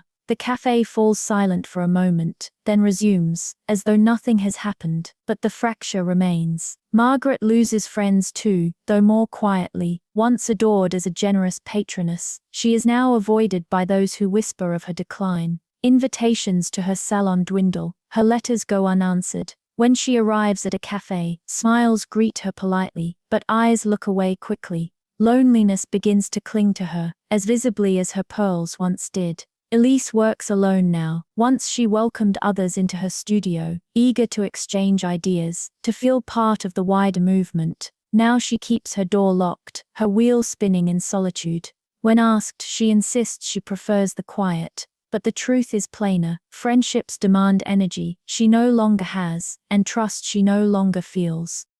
Even Jonathan, the loudest and boldest, begins to alienate those around him. His constant borrowing, his reckless boasts, his insistence on being the chronicler of their lives. These wear thin. Friends avoid lending him money, avoid sitting too close when he begins to read from his notebooks. He laughs it off, calling them cowards. But the emptiness of his table grows harder to ignore. The cafes endure, but the warmth between their patrons cools. What was once a circle of comrades becomes a room of individuals, each guarding their own place, their own survival. Friendships, once the lifeblood of the movement, become as fragile as the bodies that sustain them. Paris still calls them bohemians, still imagines them as a brotherhood of dreamers. But inside the smoky rooms, you see the truth. The circle has splintered, and each artist stands more alone than ever before. It begins quietly, almost politely. A familiar chair sits empty for a few nights. Someone mutters that the poet has gone south for his health, or that the sculptor has taken on new patrons elsewhere. The explanations are offered easily, even hopefully, but whispers soon follow, and the silence grows too heavy to ignore. The cafes know what has happened long before the city does. A young man is found in a rented room, his heart stilled, the packets still on the bedside table. A woman does not wake from her sleep, her studio heavy with the smell of smoke. A musician collapses mid-song, his trumpet falling silent as his body folds. Each time the story ripples through the cafes, hushed and hurried, followed by a toast to their brilliance. As glasses clink too loudly, death becomes both feared and strangely familiar. Patrons shake their heads, mutter about tragedy, and then order another round. Artists insist it will not be them, that their genius, their discipline, their luck will spare them. Yet in their quieter moments, they cannot help but count the absences. Jean-Baptiste grows thinner, coughing more often, and though he insists he is still strong, his friends exchange uneasy glances. Margaret drifts further from society, her eyes shadowed, her smiles brittle. Elise works with feverish speed, as though racing against a clock only she can hear. And Jonathan, reckless as ever, scribbles pages about death as though by writing it he might outwit it. The city outside notices little. Newspapers print small obituaries, often omitting the truth, smoothing the rough edges of scandal. Families receive telegrams that speak vaguely of illness, of exhaustion, of accidents. The cafes rarely correct the record. They prefer the myth, the artist consumed by passion, the poet who burned too brightly. It is easier to turn death into legend than to admit it was caused by a packet passed under a table. Yet for those who remain, the spectre lingers in every shadow.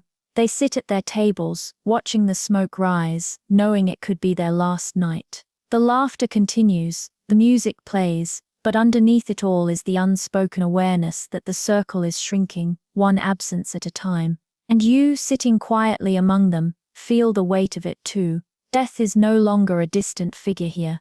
It moves softly through the cafes, taking a seat at empty tables, waiting patiently for the next glass to be drained, the next curtain to close.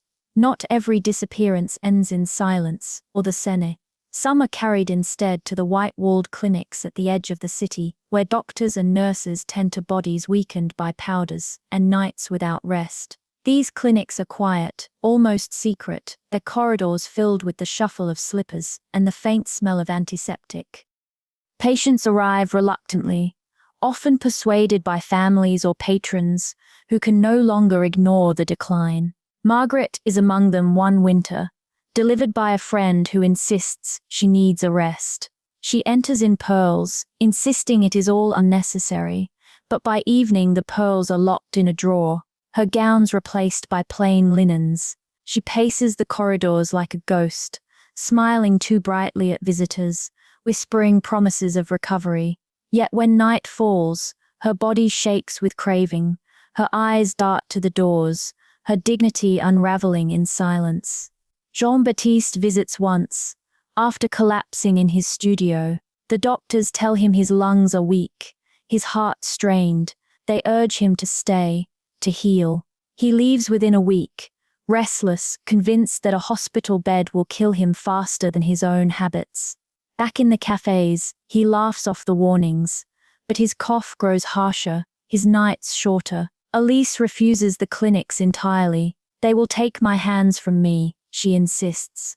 They will make me stop working. For her to give up the wheel, the clay, the feverish shaping, would be worse than illness itself. She prefers her solitude, her own slow decline, to the sterile mercy of white corridors.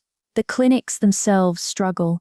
Doctors speak earnestly of cures, of treatments, of discipline. Some patients improve, gaining weight, regaining strength, swearing they will never return to the haze. Others relapse within days of release, slipping back into smoky rooms where their absence was barely noticed. A few never leave at all, their bodies too fragile, their names added quietly to lists that no one outside the walls will ever read. To the city, the clinics are invisible, their patients are not celebrated, their struggles not romanticized. They are the counterpoint to the myth of the cafes, the unadorned truth that brilliance can collapse into trembling hands and hollow faces. And yet, even within those walls, the myth persists. Patients speak of their visions, their masterpieces, the work they will finish once they return. Nurses nod politely, though they have heard it all before. Some even save sketches or lines of verse left behind on scraps of paper, not because they believe in genius, but because they cannot bear to throw them away. The clinics are where the legend of the cafes meets reality. No music, no smoke, no glamour, only bodies fighting for survival, some winning briefly, most not. And though their doors stand open, the cafes rarely mention them. For to acknowledge the clinics would be to admit what everyone already knows, that the circle's end is not brilliance, but silence. Not all who vanish into the cafés remain in Paris forever. Some, after years of drifting, find themselves back on the roads that first brought them here. The return home is rarely triumphant. More often, it is quiet, reluctant, tinged with both relief and shame. Margaret boards a ship in Le Havre, one spring, her trunks lighter than when she arrived, her body thinner, her pearls sold one by one. She tells herself that Boston will welcome her back, that she can resume her place among familiar drawing rooms. But she knows that whispers travel, and that her family will see the shadows beneath her eyes, no matter how carefully she powders her face. She looks at the sea, and promises herself she will never speak of Paris again. Jean-Baptiste makes his return by train, not to fame or fortune, but to the small village where his parents still keep a farm. He steps onto the platform with a suitcase of canvases, many half-finished, their colors smeared from the damp. His mother weeps with relief, his father shakes his head, and Jean-Baptiste smiles weakly, insisting he will recover. Yet the cough follows him, the restlessness persists, and he finds himself sketching in barns and fields, haunted by the nights of Montmartre. Some return not to families, but to anonymity. A Russian exile disappears from the cafés, only to be seen years later in Berlin, selling portraits on street corners. An American poet returns to New York, his notebooks tucked away in drawers, his wild Parisian tales told in bars until they sound more like fictions than memories. A German musician drifts back to Hamburg, his trumpet pawned, his hands too unsteady to play. For many, the return is an attempt to escape. They tell themselves that distance will save them, that a different city, a different rhythm, will free them from the circle. Some succeed, building quieter lives, burying Paris in silence. Others carry it with them. The habit and the hunger, traveling as easily as a folded packet in a coat pocket. Families receive them with mixed emotions. Relief battles with resentment, joy with suspicion. Parents whisper of wasted years. Siblings murmur of reputations ruined. And yet, they cannot help but love the prodigals who come home thinner, warier, carrying canvases or poems that hint at brilliance even as they confess to ruin. Paris itself notices little when they leave. The cafés fill their empty chairs with new faces. The music plays on, the smoke rises as it always does. The circle endures, indifferent to departures. But for those who return home, the city remains lodged within them, a memory of brilliance and decay, of nights they cannot forget, of a life they cannot fully explain, and so they carry Paris with them, even as they leave it behind. The cafés still glow each night, their windows fogged with warmth, their tables crowded with bottles and canvases. From the street, they appear unchanged, as lively as ever. But for those inside, the energy has shifted. What once felt electric now feels heavy, as though the brilliance has dimmed to embers. Jean-Baptiste paints slowly, his canvases smaller, his colors duller. He insists he is working on a new style, but his friends recognize the truth. His hand no longer obeys him as it once did. He coughs between strokes, pausing often, his brush hovering over the canvas before falling back to his lap. His admirers still praise him, but their voices sound more like sympathy than awe. Margaret's salon limps on, though the guests come fewer and fewer. She lights every candle she owns, arranges flowers in every vase, dons her finest gowns. Yet the rooms remain half empty, the laughter strained, guests leave early, murmuring of other obligations, their eyes avoiding the powder on her sideboard. Margaret smiles brightly until the last door closes, then sinks into her chair, the silence louder than any conversation. Elise still spins her wheel, shaping vessel after vessel, her hands cracked from clay and trembling from use. The patrons buy them, but not with the fervor they once did. They murmur of repetition, of decline, of brilliance past. Elise only nods, knowing she has little strength left for anything else.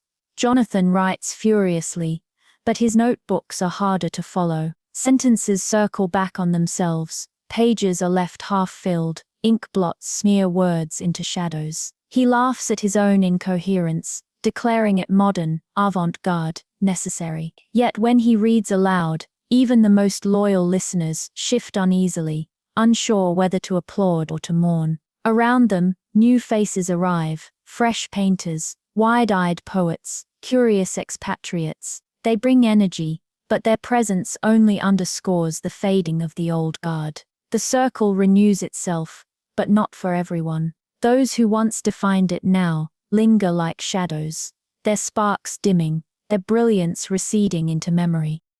The cafes hum on, but the sound is different, less wild, more weary. The music plays, but the notes falter. The laughter rises, but too quickly dies away. It is as though the cafes themselves know their moment is passing, that the fire they once tended has burned too hot, too fast, kick-selled too fast, and you, watching quietly, see what the others try to ignore. The spark that once lit these rooms is fading, the brilliance remains, but only in fragments, moments of beauty scattered among long stretches of exhaustion. The cafes will continue, but the legends who gave them life are slipping, one by one, into silence. It happens not with a bang, but with a slow unraveling. One by one, the pillars of the cafes give way, artists, patrons, musicians, even the rooms themselves. What once seemed eternal proves fragile, unable to withstand the weight of years, debts, and decline. Jean-Baptiste is the first to vanish. His cough worsens through the winter, his canvases left unfinished, his studio cold and silent. Friends whisper of his passing with hushed reverence, toasting his genius, calling him a martyr to art. His paintings, once bartered for packets, suddenly gain value, their colors now seen as prophetic, their imperfections celebrated as raw truth. Margaret's fortune dwindles to nothing. Her servants leave, her apartment empties, and her salon fades into memory. One evening, a neighbor finds her faint on the staircase, her pearls sold, her letters unanswered. She is carried quietly to a clinic, where her name is omitted from the guest registers, where her decline will not scandalize polite society.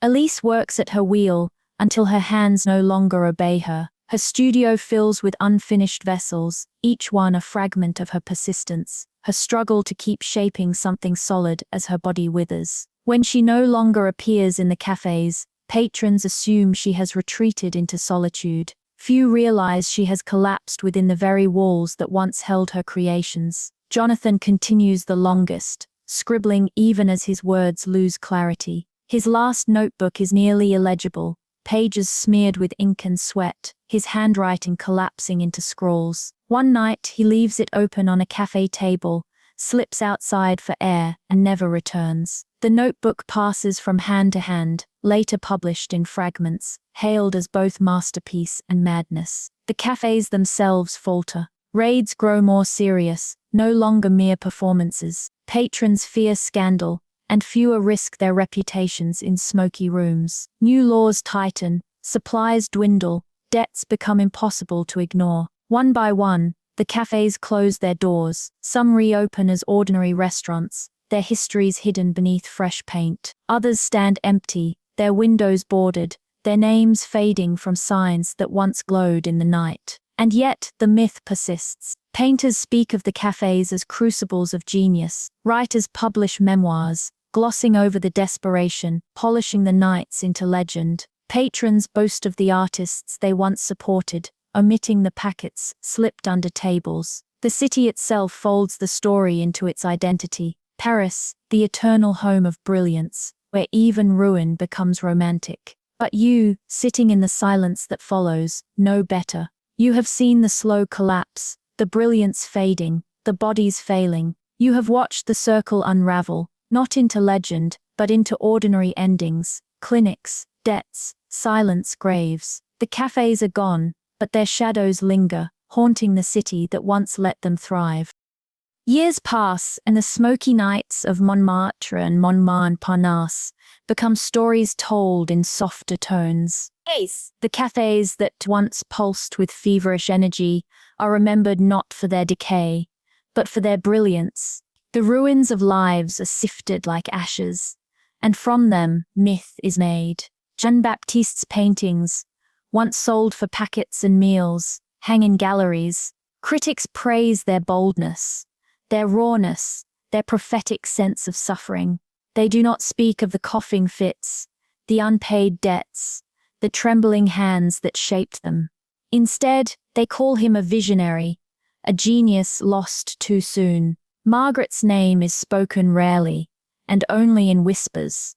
Her family in Boston buries her story beneath layers of silence, donating her remaining collection to museums without explanation.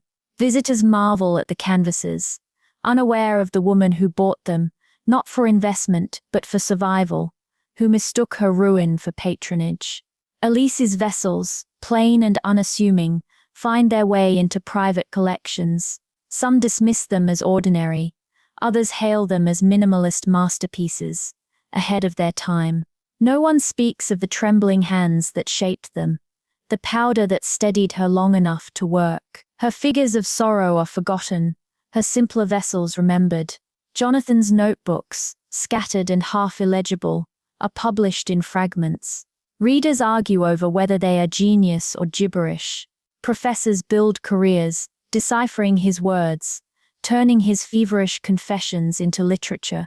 They rarely mention that Jonathan himself never finished a book, that his brilliance was tangled with decline. The cafes themselves are repainted, reopened, repurposed. A restaurant stands where Madame Noir once ruled, its patrons oblivious to the lives that unraveled within those walls. A bakery replaces La Chaîne Fumée, its scent of bread masking the memory of powders once mixed upstairs. The city does not erase its past, it simply layers new stories over the old. Yet for those who lived it, the memories linger. Survivors grow older, their nights of brilliance receding into distance. Some tell their children of the cafes, dressing the stories in laughter and light. Others refuse to speak of them at all, as though silence can protect the next generation from repeating their mistakes. Paris carries on, as it always does, its streets alive with new movements, new artists, new scandals. But in the quiet hours, when the lamps flicker against wet cobblestones, it is possible to imagine the echoes, the clink of glasses, the scratch of pens, the hum of jazz rising through smoke. The ashes of memory do not glow, but they endure. They remind you that behind every legend lies a human cost, and that even the brightest sparks, once burned out, leave only shadows. It is late, and Paris rests beneath a hush of rain. The streets glisten, the lamps shimmer against puddles, and the cafes once alive with fever and brilliance are nearly silent. The air carries only faint echoes, now laughter long gone, music faded, smoke dispersed into the night. Inside what was once Café de la Mer, a handful of candles burn low, their light flickering across empty tables. The chairs are pushed back neatly, the floor swept, as though awaiting guests who will never return. The curtain at the back still hangs, though no packets change hands behind it. Madame Noir is gone, her smile and silence remembered only in rumor. The café has become an ordinary room, its magic stripped away by time. In Montparnasse, a final gathering stirs in another corner of the city. A few familiar faces remain, though older now, their bodies wearied, their voices softened. They sit together, glasses in hand, speaking not of brilliance, but of memory. They recall Jean-Baptiste's wild visions, Margaret's glittering soirée, Elise's quiet wheel, Jonathan's furious pages. They toast each name, not with triumph, but with tenderness, their laughter edged with sorrow. The music plays one last time, a trumpet, wavering but still sweet, its notes drifting through the smoke. It does not soar as it once did. It settles gently, like a lullaby. The players know this is the end, and they lean into it, each note carrying both farewell and gratitude. Outside, the rain falls steady, washing the streets clean. Paris continues on, indifferent and eternal. Children sleep in quiet apartments. Bakers prepare dough for the morning. Lovers hurry under umbrellas, their laughter bright against the storm. The city belongs to them now, not to the ghosts of cafes. And yet, if you listen closely, you can still hear it, the echo of glasses clinking, the hum of voices, the rustle of pages, the shaping of clay. You can feel the brilliance that once burned here, fragile and fleeting, both beautiful and tragic. The final night does not end with collapse or scandal. It ends with silence, with memory, with the knowledge that the circle has closed. The cafes are gone, but their stories remain, woven into the fabric of Paris, whispered across time, remembered in art, in rumor, in myth. And as the candles gutter out, as the last note fades, as the rain carries the city into dawn, you realize you have been part of it too, a witness, quiet and unseen, drifting through the rooms of history. Now the night is over, the circle is broken, and Paris sleeps.